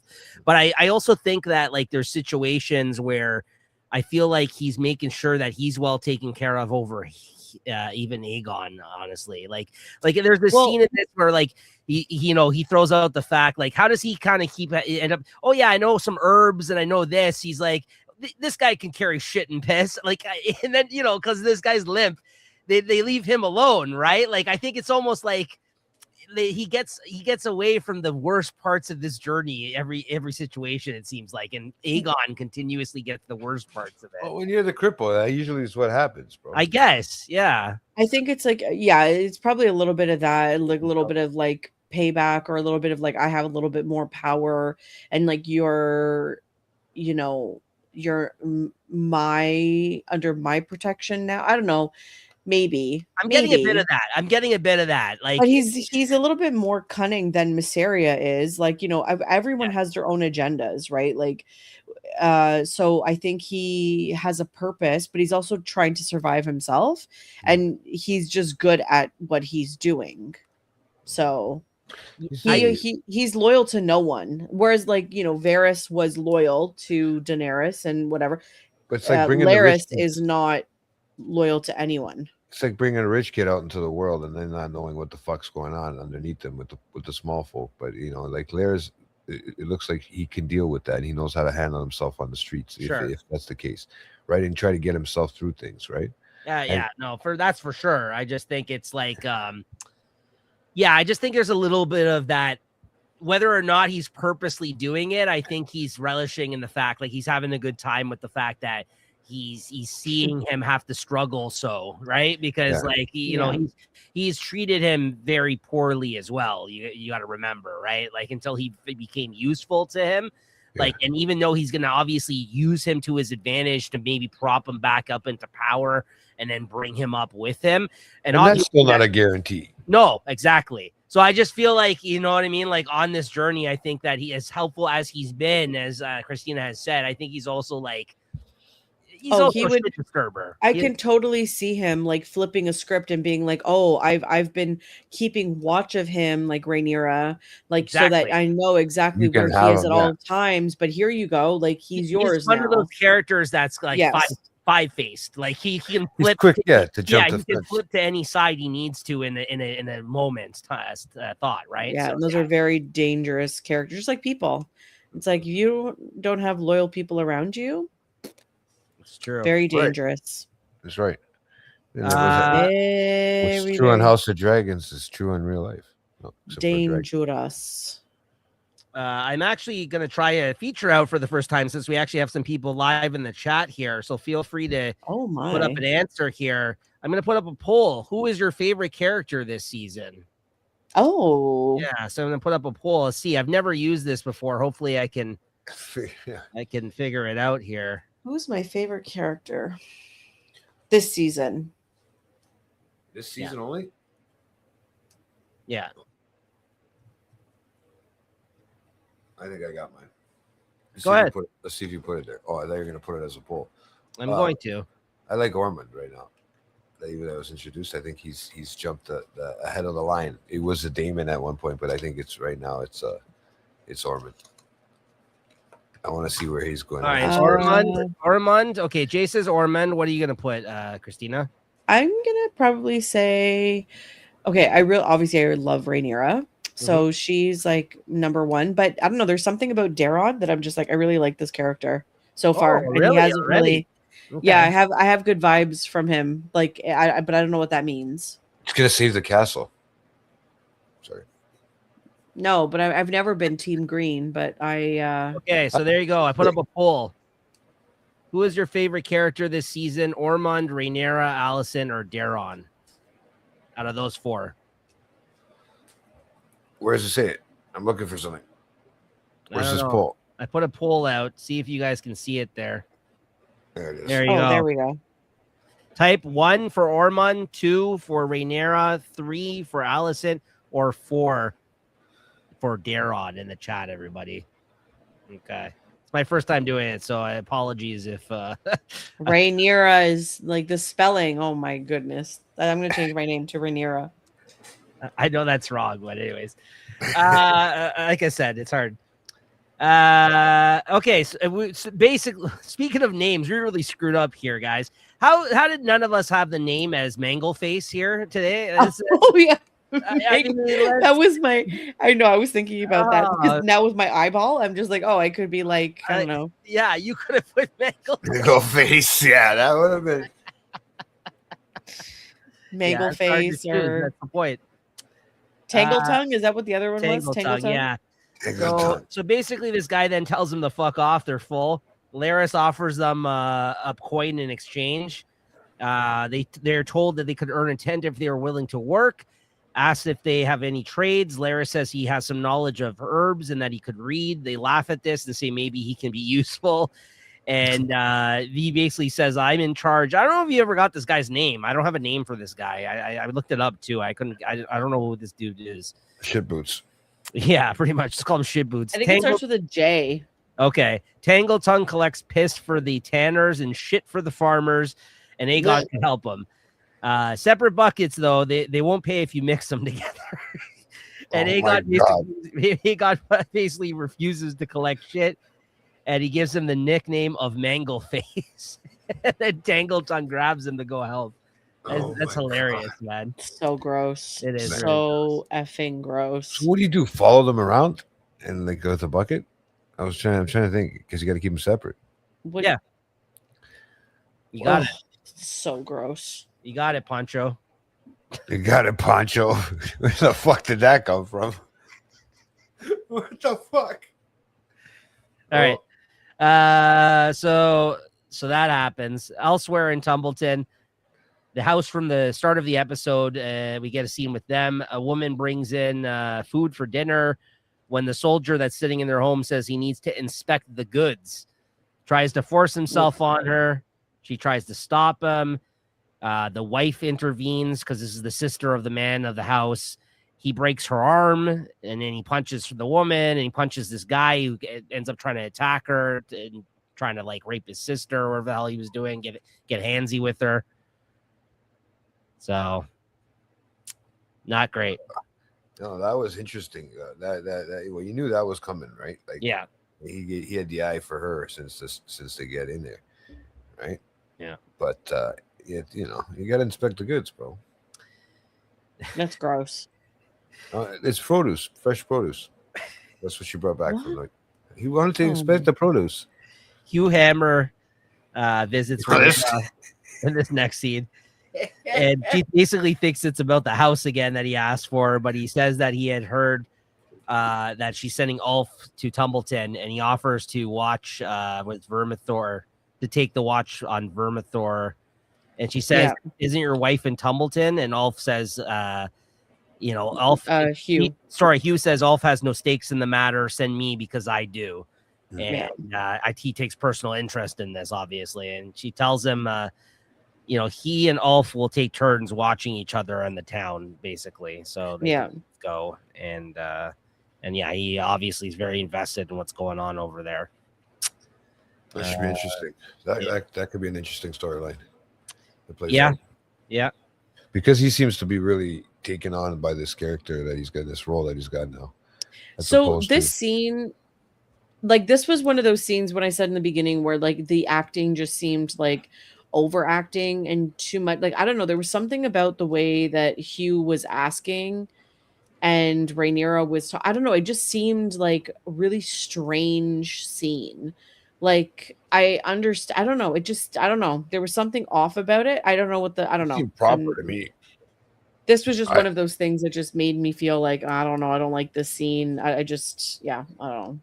I mean, maybe it looks weird from Rhaenyra's perspective because when he comes up there, he just kind of catches her off guard too, right? So, I mean, they got a million other things on their mind, and they're just coming up and giving suggestions. I mean, they're not doing anything wrong. It's not like he's trying to help out still, right? A bunch of people gather in King's Landing in this next scene to see someone wrote Queen of Bastards on a town wall. Ulf ends up seeing this as he makes his way over to the tavern. He then visits his favorite tavern again, which we haven't seen him hang out in since last season, and buys drinks for everybody when he visits, catches up with the boys. Oh, I love this Ulf character. Yeah, he's going to be an interesting one. It's a good time. He's an idiot, but like you need somebody like that on this show, right? Like on this show. So just to break the tension once in a while. So this next scene, the Footleys come to visit Ormond Hightower about what just occurred with their townspeople and his soldiers, and about his promise that none of them would be harmed. He ends up hauling his man away as a result of this news. Garrick of Whitegrove. He says the punishment will fit your crime. You'll be gelded and arm broken. Have a maester tend to the wounds of the people from the household, and he tells Daron that they must keep firm with all that they have going on, and tries to settle the matter right away. And he comes off in this moment that he's doing the right thing, but obviously that comes back around at the end of the episode, as we see. So hold on here. What do we got here? I'm gonna bring this up here. So only me and I think Ashley commented here. We have other viewers, but they didn't reply. So make sure to jump in the chat if you do have a reply. But I think you said, Christina, you'd say Daron, and I'm pretty sure Jay would say Ormond. So there you go. It's across the board. It's a tie between these. Yeah. Characters. And I think that just goes to speak to all the interesting characters they got on the go right now, right? So that feels very Game of Thrones-esque. I'll have to use that feature. I'll try to do that more in the chat for people, because that's the first time I've ever actually used a poll since we haven't done live. Yeah, I like that. I like that in a long time. So maybe we'll do one every episode. At the top of the episode, I'll have one posted for the entirety of the episode. Maybe we'll do that. That's fun. Rhaenyra tells Orwyle that she wishes to see all correspondence between the Red Keep and Ormond Hightower since her father's death. She then asks, how much control do the Hightowers exert over the faith? Now, this is where we're kind of getting into some very interesting storyline here. Yeah, I think this adds a lot, even when you get to the end of the last scene and you learn more about the Hightowers and their involvement in things. I'm really starting to really like this storyline a lot. The more that we learn about these guys here. So this is obviously because of what we saw last episode with her in the church. Yeah. And he says that they endowed the building of the Starry Sept, and Old Town was their seat for centuries before the conquest. Yeah. The Seven are as intrinsic to the Hightower fabric as well as dragons are to House Targaryen. Mm-hmm. But he says he doubts they actually control anything, as the church is too proud to accept influence. And she then brings up that they refuse to anoint her. And Orwyle does bring up a good point. He says, does it really matter? Dragons rule the skies. Your people accepted you back. You sit on the throne. Are these not symbols of power enough? And she's like, perhaps, I may just remove them. And Orwyle warns against this in fear that it would incite the faith and therefore the faithful. And we already kind of talked about this last episode, how we could see that play out, how it would be bad, how this is a very huge problem that if depending how she handles this could be really catastrophic for her moving forward. So, but again, we're starting to see the cracks already in her, how vain she is, how angry she is. Like she clearly is bothered. Like she's too emotional. She takes things too personally. Like she's very human in her emotion, but you need to hold these feelings back as a person in your position. You cannot act on them. So she's this is bad. This is one of the things I was referring to earlier where she looks weak in this episode. Like, I'm just like, this is not good. So she's clearly bothered by this. She can't get past it. Orwell tries to steer her in the right direction. And she's like, she literally doesn't even listen to what he has to say. Well, we could remove it. Right. So, and then he basically alludes to, unless you were considering a more permanent removal, right? He does like a lobster fucking line there. Like, we could get rid of them. Yeah. And she's like, no. She's rather impressed by how bloodthirsty his suggestion is, but she refuses the idea. And then she basically says, bring me the letters, asks if there's any word from Prince Damon. He says none. And that's when we get to the Damon scene this episode, which is quite a scene. Honestly, maybe one of my favorite scenes this episode, if not my favorite scene. I really liked this, what happened here. Interaction? Oh, maybe not for Christina. We'll get to it here. All right. Damon in the Vale speaks to Jane Eyre. She says she didn't think that she would see him ever again. If you notice in this scene, Jay, he's looking. That's the moon door. Moon door, yeah. That's Jay's favorite thing ever in Game of Thrones. Oh, that's so cool, man. It was cool. Nice callback. But you know what? They didn't. You really look. You're not really looking down at it. You're not seeing the hole there like we did. No, they don't have it open up. But it's that's there. what as he's standing there. That's what he's looking at. He looks down at it. Yeah, that's where it is. I just think that's so well done in the sense that if you've seen Game of Thrones, you know what that is. You know what happened there. And that's all they need to do. You don't really need to see anyone go flying through it. It just, the mere presence of it in this scene was great. Yeah, like you said, just how he kind of looks at it. Very cool. Yeah. So of course, I had to take note of that. So that happens, and she says, he says you didn't send men in return for a dragon. Now that you had your dragon, they have no men. They expect gold in return. And this is where she basically makes fun of him for asking for money. he basically, what did she say? Him with like a tin cup or something? She says you're like a beggar with a tin cup or something like that. Yeah. She makes some, And she's very, she's a pretty tough lady. Yes. Lady Jane Eyre, she's pretty tough. I was actually going to bring up the fact that I actually like the Vale a lot. I like everything we have ever gotten from the Vale in the show. I've really enjoyed. Did we get the titty sucker from there?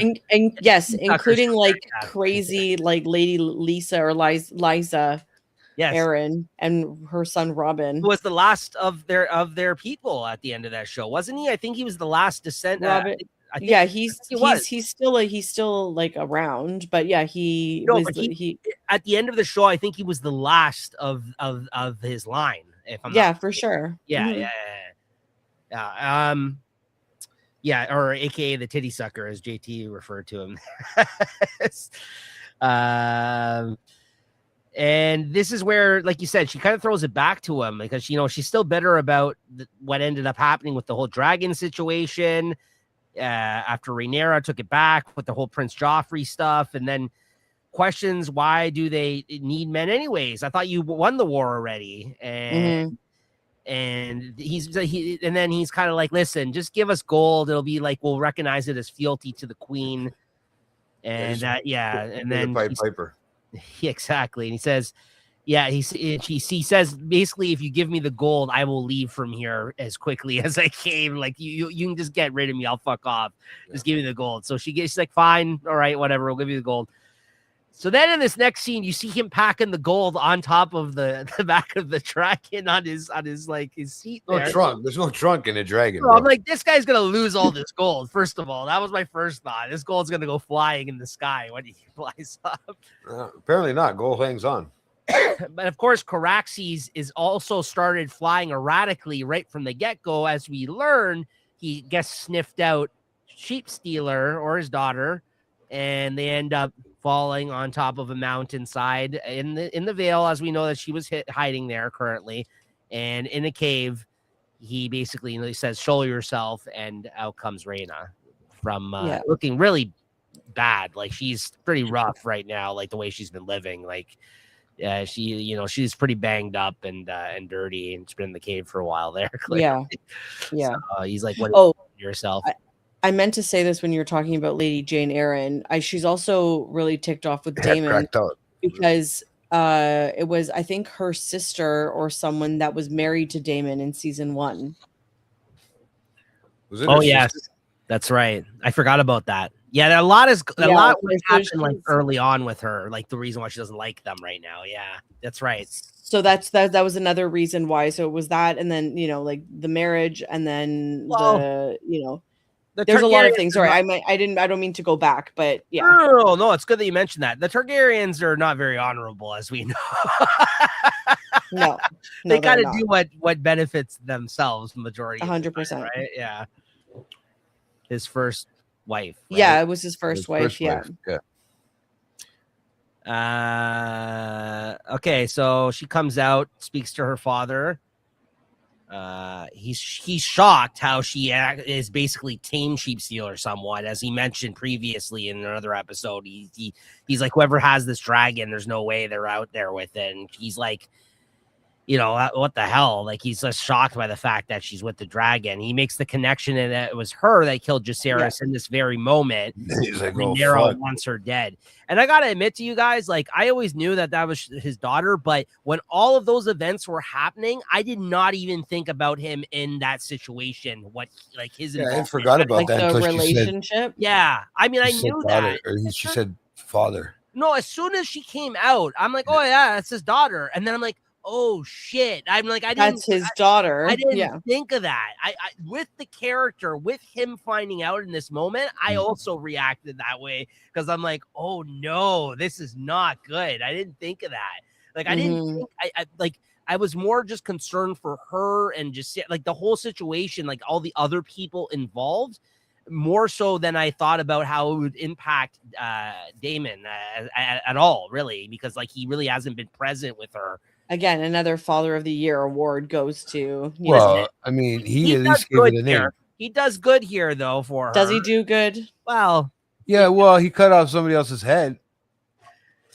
Anyway, we'll get to that. It's more than Corlys said. So that happens. She flew away from him. She says that it was an accident, that she was trying to help. He questions, that Jane Eyre knew that she was there, and how was she supposed to accompany his sons to Pentos?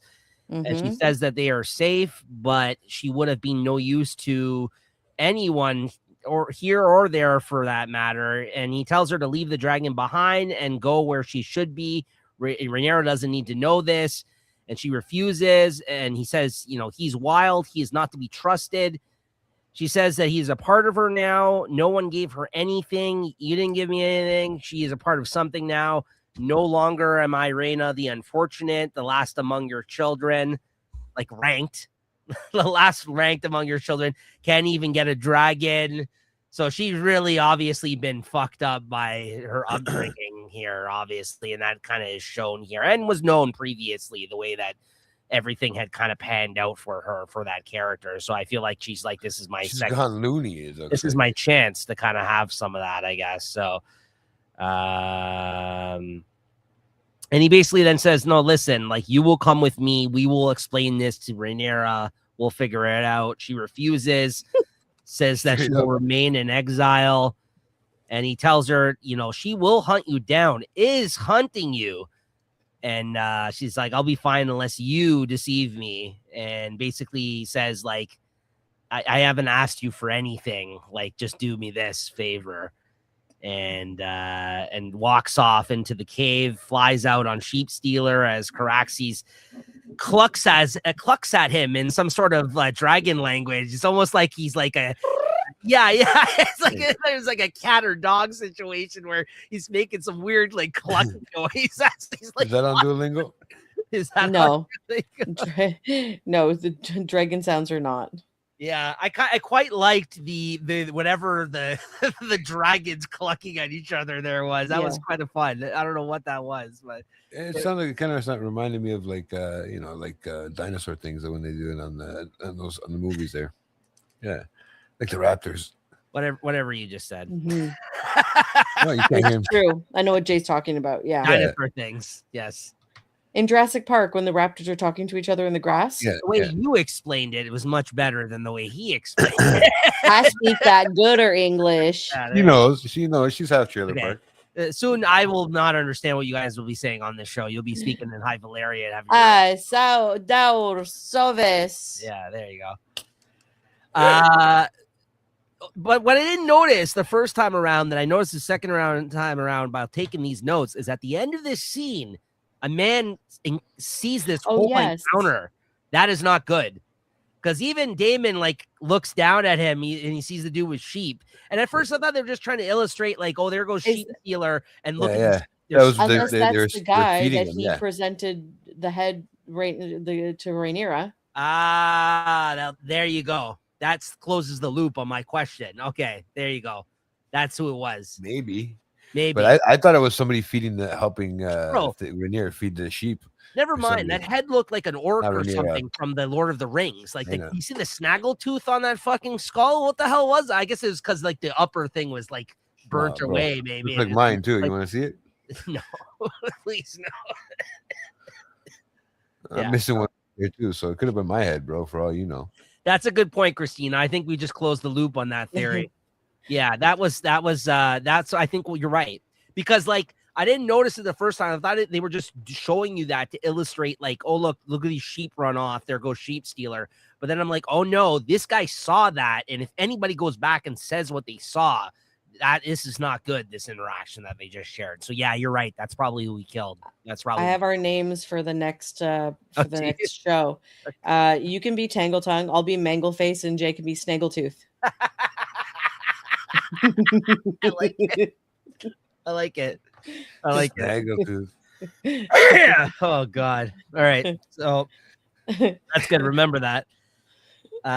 So this next scene, you guys gotta let me know what your interpretation of this is. Or I just wrote down Ormond Hightower is sniffing things. Is he doing coke? Like, what is this? Like, no, I was wondering if it's caviar. Oh, it's potpourri. He's like I thought he was making tea at first. I'm like, no, is guy, like remember he has that like thing that he like he smells. He has it like in his thing because he's like very thing. Like so he's like creating his like concoction. It's like potpourri of like perfumes. I thought for a second maybe this guy was just getting high. I'm just like, well, that would explain his fucking. I thought he was eating caviar. I was like, they had caviar back then. No, at first I thought he was making tea and then like he started like sniffing all the ingredients. I'm like, oh, this guy must be putting some nice herbs in it or something. I didn't know, right? Okay, so that's what he was doing. I think he was just creating his little like smelling salts. That's what I said at first too. Is it smelling salts? Because I'm like, maybe that's why he's freaking out and so angry. He's like, he's total alpha mailing it out. Like, bro, did you see him? I thought maybe that's why he was doing some sort of coke. Maybe it was like organic, back then. Yeah, back out. He tells it, clear the room. Go. Bang. So, it went all off. So he receives a raven from Harrenhal with the Hightower seal, reads it, and gets enraged so much he pulls out his sword and attacks the table a few times, yelling "cunt." You know what he got? What the letter was? No. Tells Daron his brother Aemon will not be joining them after all, and the message was sent from his uncle Gawain, and now they must alter their scheme. I love everyone's calling me scheme. Like they're not even like it's not even like a plan or related plan. But yeah, I must change my scheme now. Like, scheme, bro. Scheme. They're really leaning to the fucking Game of Thrones with that, just like alter my scheme. My scheme. So Orwell in this next scene says that Otto wrote diligently to Ormond, but yet nothing was ever returned. She doesn't know what to make of this. Orwell says that Lord Ormond ruled Old Town as a kingdom unto itself, it seems. Ulf then visits and asks for favors for his tavern pals in this scene. Yeah. He's like, listen, don't worry about this guy. This guy needs you need to let this guy off what he did. It's some small crimes, Yeah. Which, listen, he's trying to look out for his boys. I get it. And she tells him, listen, you represent me now. You can't spend your time in taverns. What if they cut your belly? He's like, well, it's my belly. He's like, no, it's my belly now. You work for me. You represent the crowd. We can't have you out there. And then who's going to ride your dragon? Like, you're too much of a risk now. Like, I'm sorry, but you're not going to be able to spend any time in your tavern there that you so much enjoy. And that fucking sucks. This guy can't even hang out with his boys. It's my belly.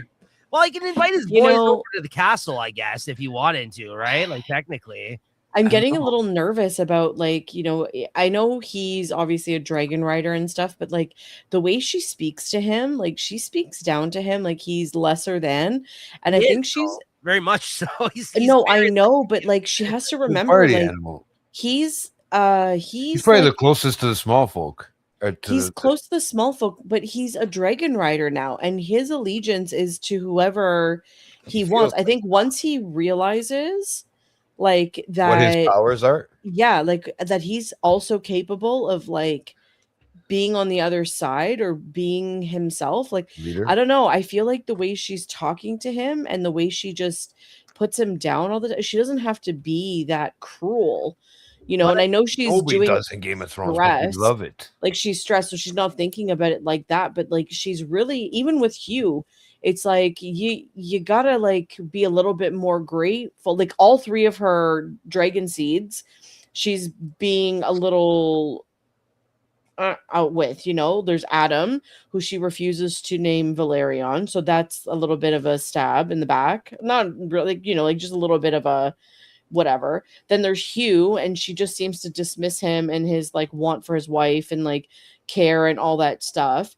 And then now with Ulf, and she just like, I don't know, dismissing these guys like it's nothing. That's those are the ones that I'm getting nervous with like how she's like conducting herself like with all these people around her, and she's taking it for granted. I'm getting a little nervous. You make a good point, actually. They do hold a lot of power in their hands as a result now. Like, but a lot of power can really really mess everything up too, right? Mm-hmm. Yeah. Or he alludes to something at the end too, right? Like when he's talking with Thing. You make a good point. I don't know how this is going to She's not very diplomatic. Like, for someone who, is trying to emulate her father's like peacefulness and try to carry on his like teachings and legacy and everything, she didn't learn very many lessons from him. Well, that's in terms of like political like prowess, Well, that's why I think like he throws it back in her face, like the news about the Queen of Bastards that he sees on the wall. It's not really to help her, but I think it was more to hurt her in that moment. I think he was like, "Oh, by the way, like you're losing control out there. By the way, like when I was out there, I saw on the wall they were saying they're calling you Queen of Bastards," and she's so like shallow. She's like, "What? What are they saying about me?" Like, again, this is another moment of the episode where how she reacts to this is very poorly. And she somehow wants to like help the small folk people and have her respect her, but yet they're not allowed to. Like, this is not, everyone has to like her. Like, this is already, she makes like the way that she tells the gold cloaks to go out and rough people up to get the information and get them out of the town is not the way you should have handled that, quite frankly, because you're going to lose trust of the people that you basically just thought you gained. Right there. And yeah, like even I'm just like reminiscing about this Ulf thing a little bit more, and it's just even the fact that he's like, oh, like I'm gonna get a castle, and then Hugh and Adam like make fun of him for that, and it's like I think when he flips it, like he's like I have a dragon, like I think if he flips it and it like says I have a dragon, like instead of asking like a question, like if he says it as a statement, I don't know, like he has like power to turn it around. He doesn't need to. He doesn't have to be loyal to anybody. Point. You make a very good point. Out of all three of them, he would be the first to deceive her somehow. Yeah, 100%. Because the other two seem more honorable than him, Adam and Hugh. But this guy, yeah, she should be careful with him. You're right. She should be careful. You bring up a very good point. Ashley says here, interesting that Daron already knows his uncle's tics when he tells the other young guy to leave. So these outbursts are a constant thing. Yeah. Yeah, but that whole Daron, him freaking out and slashing the table scene, yeah. Just telling the younger kid to leave. Sir Adrian Redford appears to be her Kingsguard now, I'm guessing. I guess that's who's with her right now, this That's the name of the guy that's standing with Rhaenyra in this Adrian Redfort. So I guess he's part of her Kingsguard, if I had to guess, because he's the one that's replaced now Largent from last episode. So that's I looked up his name. That's who that is, Sir Adrian Redfort. And he's the one that's kind of standing with her when this whole thing happens. And she says to tell Sir Luther to find those responsible and remove them for writing these things on the wall. Like, this is right after Alf tells her of this news. So yeah, and just like handled very poorly, in my opinion. Like, she really should be focusing on the task at hand and not this shit where, you know, the petty words of a couple of people calling her that on the street walls is not the, you know, you should be focused on. Like, yeah, this is not drag people out onto the streets. Yep. Yeah, I don't know. It's not looking good. Aegon is meanwhile moving buckets of shit and piss around. Larys mentions that they can possibly find room on a boat to sail away in a few days. Aegon is pissed that he is king and has to do this demeaning shit, and Larys tells him that you know, that Rhaenyra did them a favor by declaring him dead, to which he gets even more pissed to hear, because he mentions that they are saying that you were slain by your brother Aemon. And then he basically replies, I'll kill him, I'll kill her, I'll kill them both. Like, he's just really pissed at people believing that this is out there, this information, right? Larys says that his eventual resurrection will become the stuff of song and legends, so not to worry about this.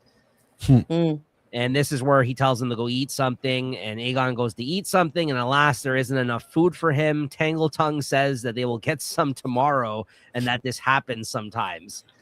And he angrily goes and yells at the man in charge, who's sitting there eating some kind of slop. I don't even know what the fuck he's eating, like the shit that he was trying to eat there.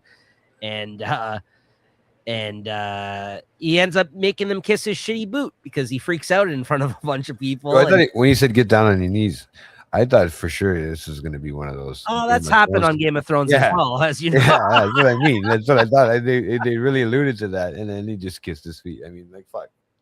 Yeah, I mean, so he makes some dirty ass feet, but he basically, you know, he can't be talking to him like that in front of all these other people. So he's like, oh yeah, okay, well, and he's like, he basically says that you can't talk to me like that. And his whole king rant that he would normally give, and he basically says, oh yeah, no, listen, get on your knees, kiss my boot now, and it's full of shit.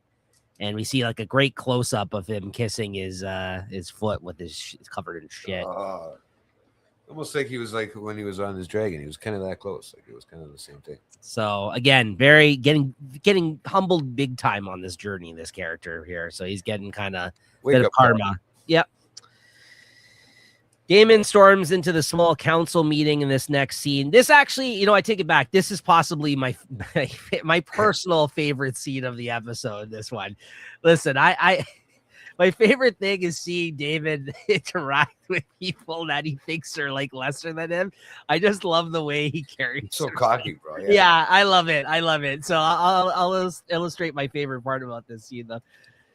He's like, he walks into the small council meeting and plops the head on the table, claiming that it belongs to the man who rode Sheep Stealer and killed Jacaerys.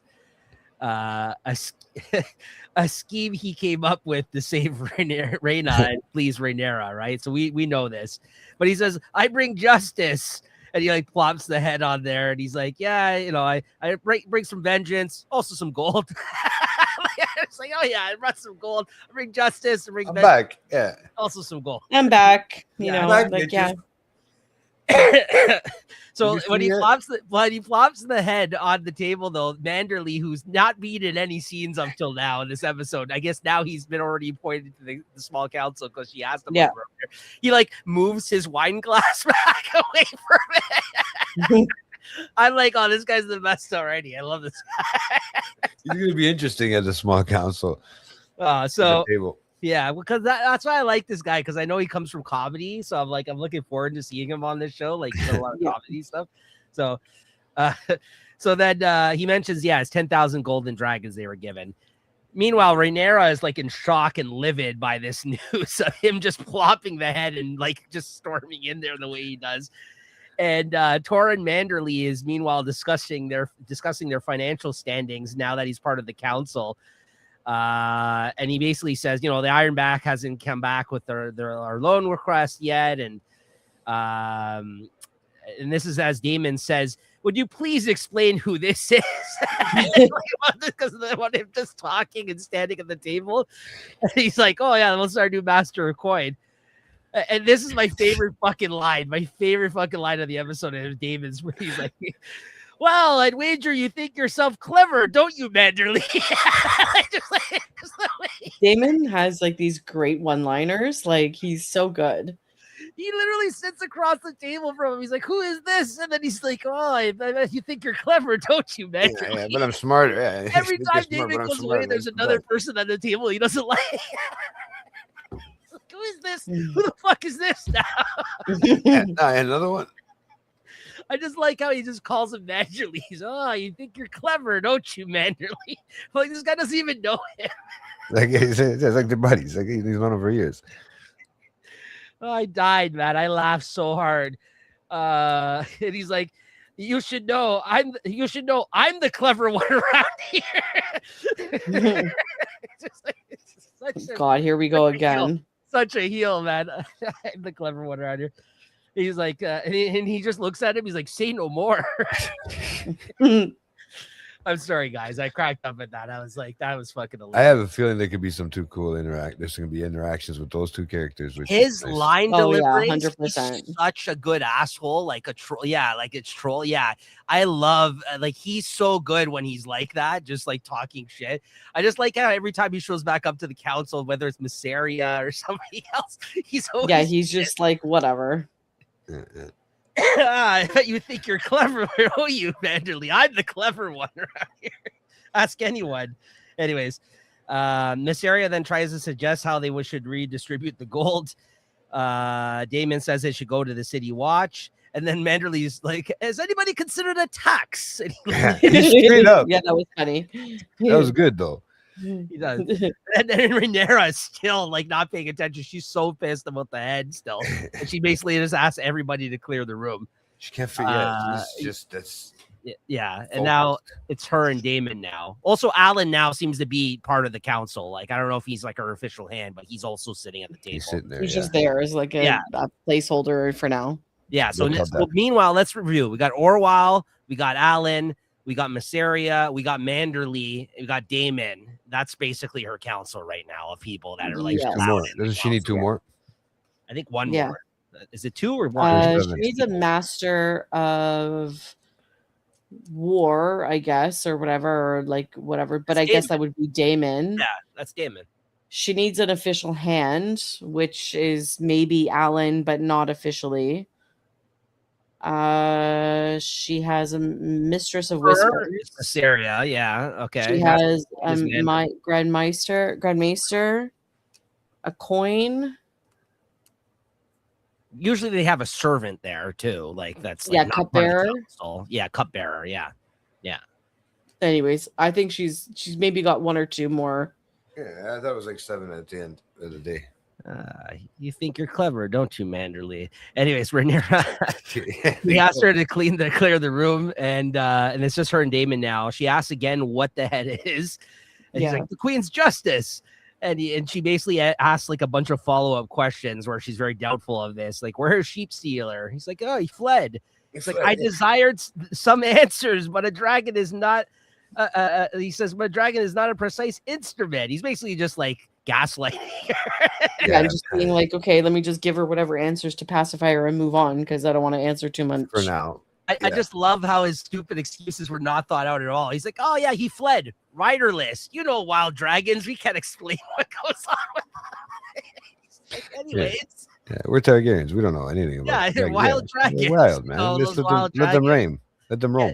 No, but eventually he's gonna end up coming back, man. Like, and then he's just buying time. Yeah, then she questions, did he belong to Aemond or Ormond? She's so fucking confused by this, like what has occurred here. Yeah. And he's like, and she's like, I wanted to see him. I wanted to look on my son's killer.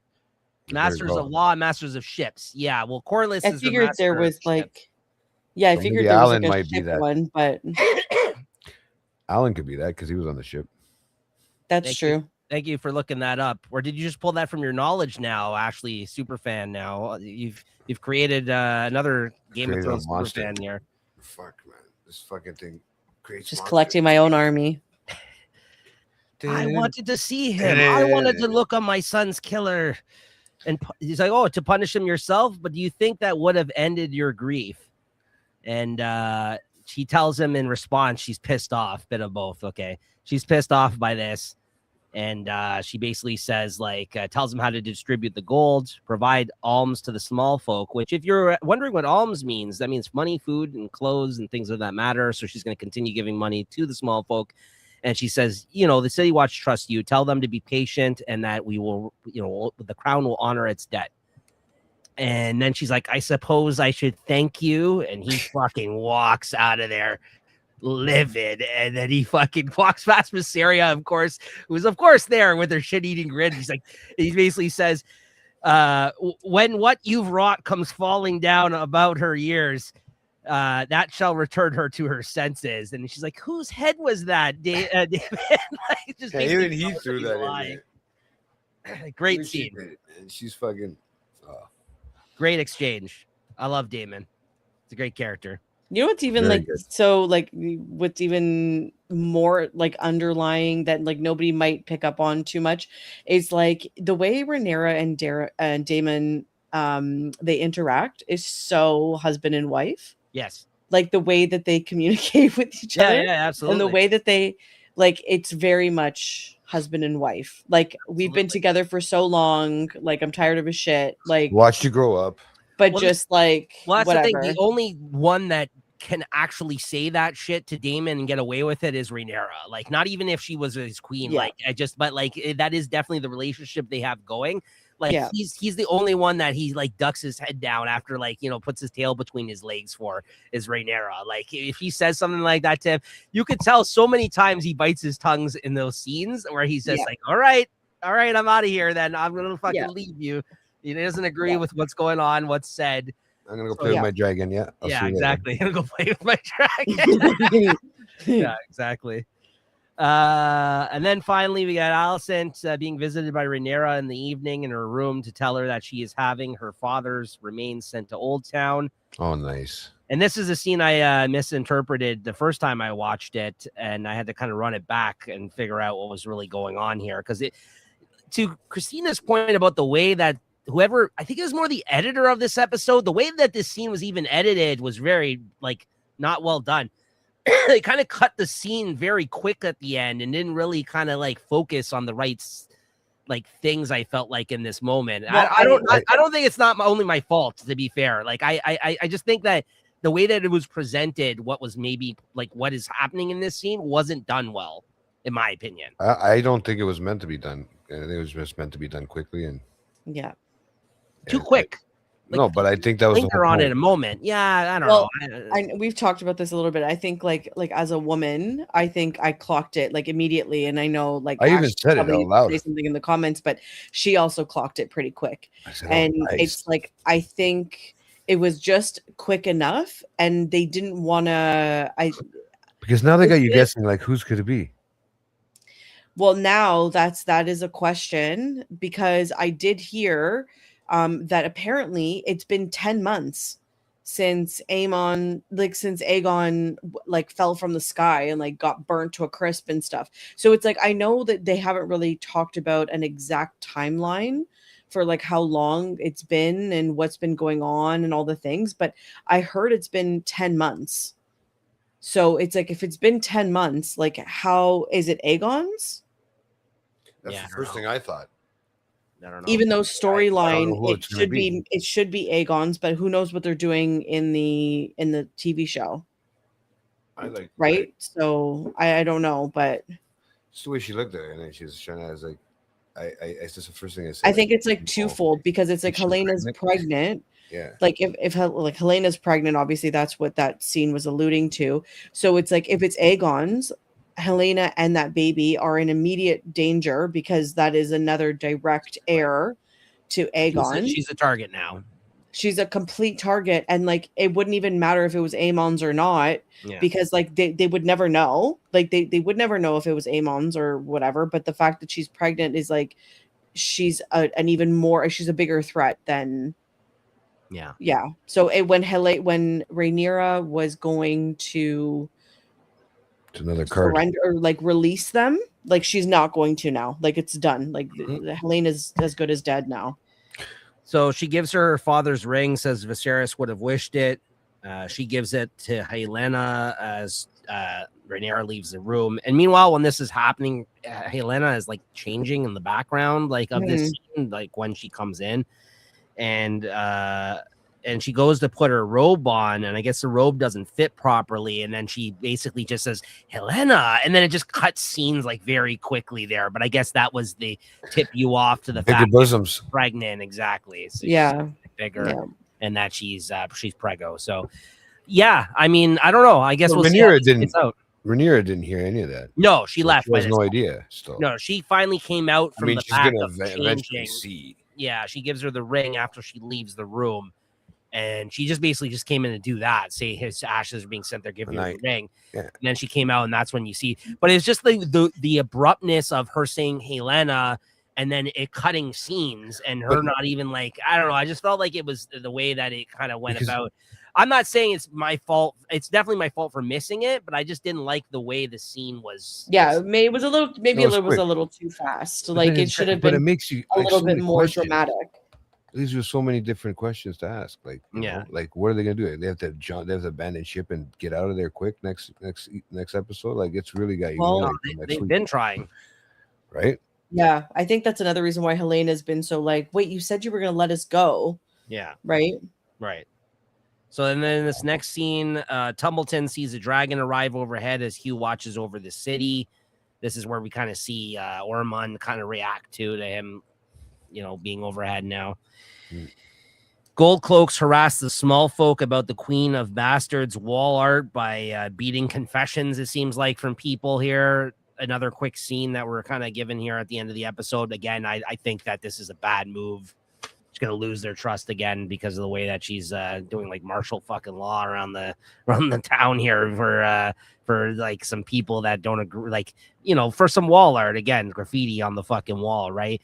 I mean, I feel like it's, you know, freedom of speech and all that. It's going to happen, unfortunately. Not everyone's going to like you, right? No. So, anyways, like the thoughts of these lesser folks, a few people is going to like mess with your head that much. Like, you know, I don't know.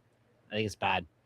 Well, I think she's thinking of like she's coming from a time of peace among the kingdom, like from Jaehaerys and then her father. Sure. So she's like, I'm trying to be peaceful. I'm trying to bring back, like, restore peace. But in doing so, this is how she's choosing to deal with it, right? It's like, you know, she's just this is a rough transition. Yeah, exactly. She's being, but she's paranoid, and she's paranoid, and she's freaking out, and she's in her head. Yeah. And then finally, Daron is seen trying to care for his dragon to Tyrion here in this last scene, or while Ormond warns him of indulging in its affection for him. I really hate this part, like, because he's like chained up and he's like trying to like pet him and stuff like that. And I love the fucking look of this dragon. We only got, and this confirms our thoughts of that he was the dragon in Old Town or in Tumbleton that we talked about last episode, which we weren't sure because they didn't show it nor confirm it. But here he is chained up.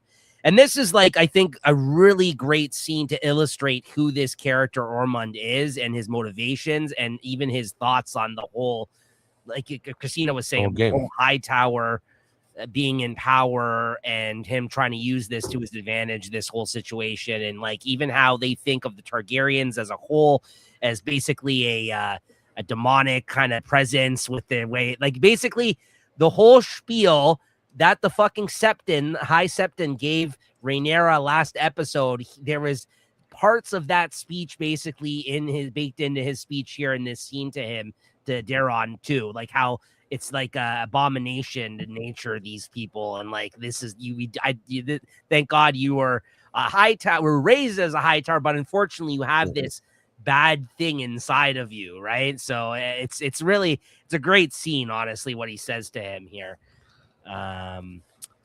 So yeah, he's like, he comes in and he's like very calmly, he's like, you're a good boy. You say your prayers and you speak kindly, but there is a trait, or is this a taint in your blood because of the Targaryens and their dark spells that created abominations that take what is rightfully ours. We are the superior men, but against that we could not stand. And he looks over at the dragon, who's getting agitated as he's talking about this, right? You can see him like kind of like making noises and scurrying around because he's like tied up, he's chained up and everything, right? Yeah. And the brutes raised a woman to the throne. He's like, it's a blessing you were raised as a high tower in the light of the starry sept in the citadel of Old Town. Unlike your brothers. And this is where, like you said, he illustrates that he doesn't care about his brothers or anything like that, even though they're like technically related through like marriage. He's like, yeah, fuck those guys. You're the only one I'm accepting right now because I raised you. And he also talks about the sept and the high tower, the starry sept and the citadel. And like I said, he's a man of faith. And you can tell all of this from this scene. It says a lot, honestly, in this scene about like outlook on shit, which I thought was very well done. Then he basically says, now you must be king. And you can see now that this is what he's trying to achieve, right? Right.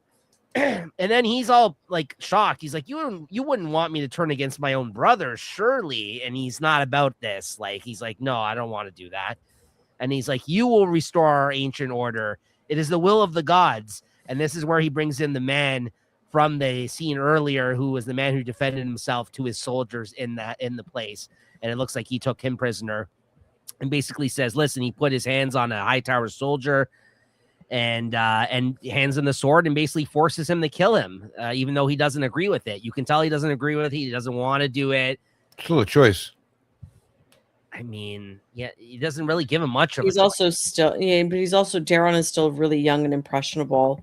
And he's, you can tell he's got a good heart, but he's also very much like Alicent, a people pleaser, and good point. Is just gonna do whatever, like, he's told at this point. Those damn greens. And then he ends up poking him, like basically slaying him, and he falls on the ground. And then Tessarion gets up on the top, and he puts a flame to him, and then you can hear him eating him in the background as it kind of like ends the scene on looking at Ormond. Now we begin. So really good end of the episode, honestly, though. It was like, it really kind of said everything that you needed to know about him, his character, his motivations, and what he has planned. I honestly, like, I mean, it seems like he's going to be a big pivotal character in this. It was the fastest, I think the fastest, like, character development I think we've seen. We know it, we almost know exactly who this person is in one episode. No, you're right, Christina. I mean, personality, everything. I mean, I've been saying like this scene may have been my favorite. This scene, I mean, my personal favorite obviously is the Daemon shit, but in terms of like an important scene that we were given this episode, it was this one, and it was very well done, masterfully done, honestly, to set up the antagonist this way. Yeah, you're right. Who's the actor, anyways, that plays him? I don't know. Christine said she recognized him for something, and she looked up a bunch of stuff that he's been in. She wasn't really like, she's seen some of the things that he's been in, but he's been in like small parts in them. So I don't know. She's like, he looks familiar, but he's a working actor. Like, he's done other stuff, but it's just like, she's not who, like, she thought he would be somebody that she saw in a lot more things than she did. Oh, James Norton. Yeah. So great job though by him. He did. Yeah. So yeah, this is kind of where I think we're going with this second half. The High Tower War is far from over. Looks like it's going to be Ormond who's coming at them now with Daron, raised as a High Tower. And we might get another Battle of the Bastards or something. I think that they did release a mid-season trailer. They're all dead. Never mind. Yeah, go on. Sorry. Did they? I think so, but I didn't see it. I just saw it. Like, I saw that they have it, but I didn't watch it because I don't want to spoil anything for myself. But yeah. It's interesting that they release another trailer. I've purposely been keeping away from the trailers, so I know. It's hard to watch because you want to know, like, because I so look forward to, like, that saying, the anxiety of waiting till next week now, and that hype, like that fucking hype it gives you. I hate watching series all in one shot. I actually, we kind of skimmed past it there quickly, though. I don't think we had an opportunity to talk more about it. Look at that. We already went over 2 hours, though. See, we can't stop talking. Even on an episode like this, we just love talking about this show. It's a great time, though. And thank you, Ashley, for hanging in there with the chat here today, and whoever else slid through. Anna's comments telling off JT. That was great stuff. He was in House of Guinness. King and Conquerors, bro. Yeah, Christine had mentioned that, but she's yet to see that show. Oh, he's in the Little Women remake. Okay, yeah, no, he is really good. Yeah, Christina mentioned he's in that. Bob Marley.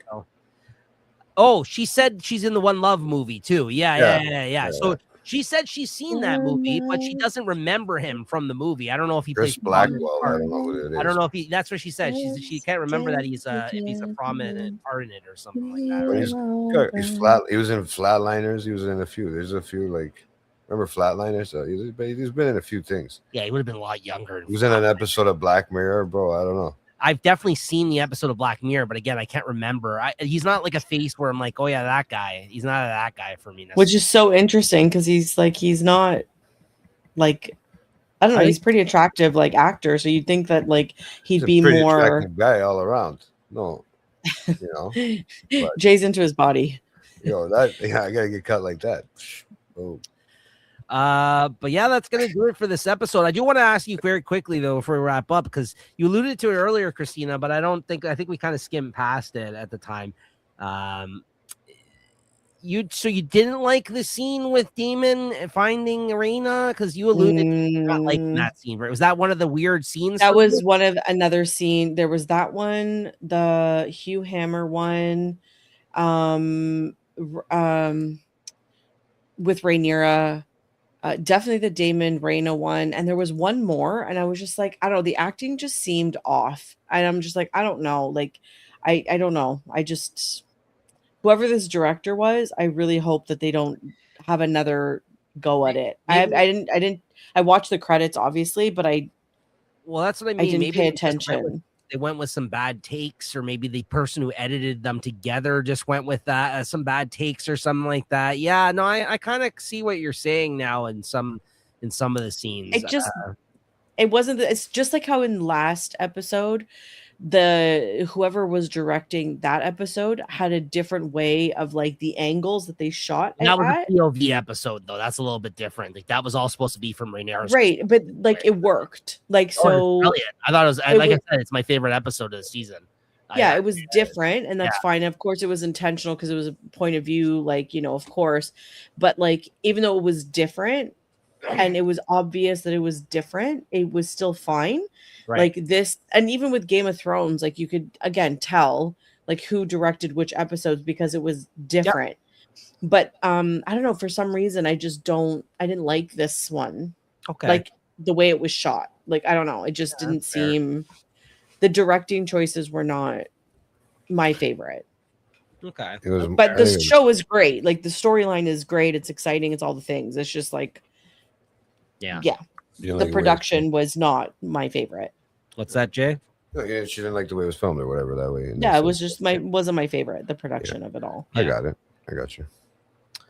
All right. Well, anything else then on this before we wrap up? Any final comments? Can't wait for next episode. Episode 5.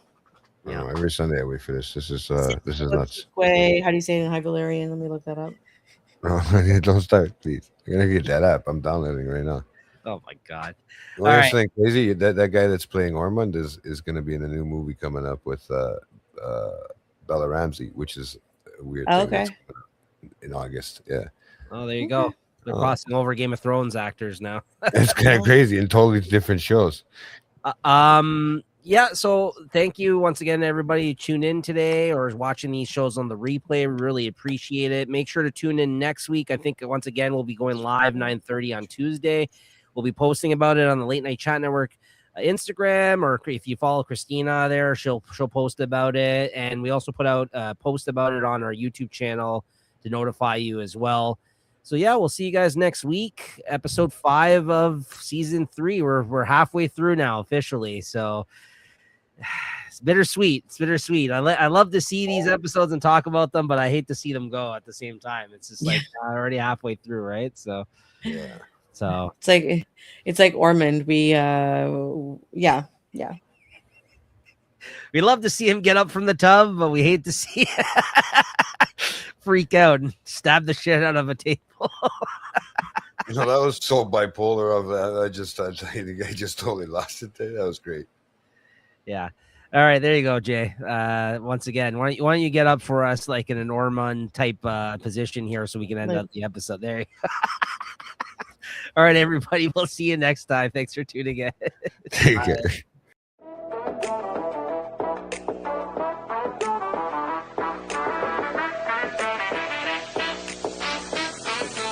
Welcome to the show, everybody.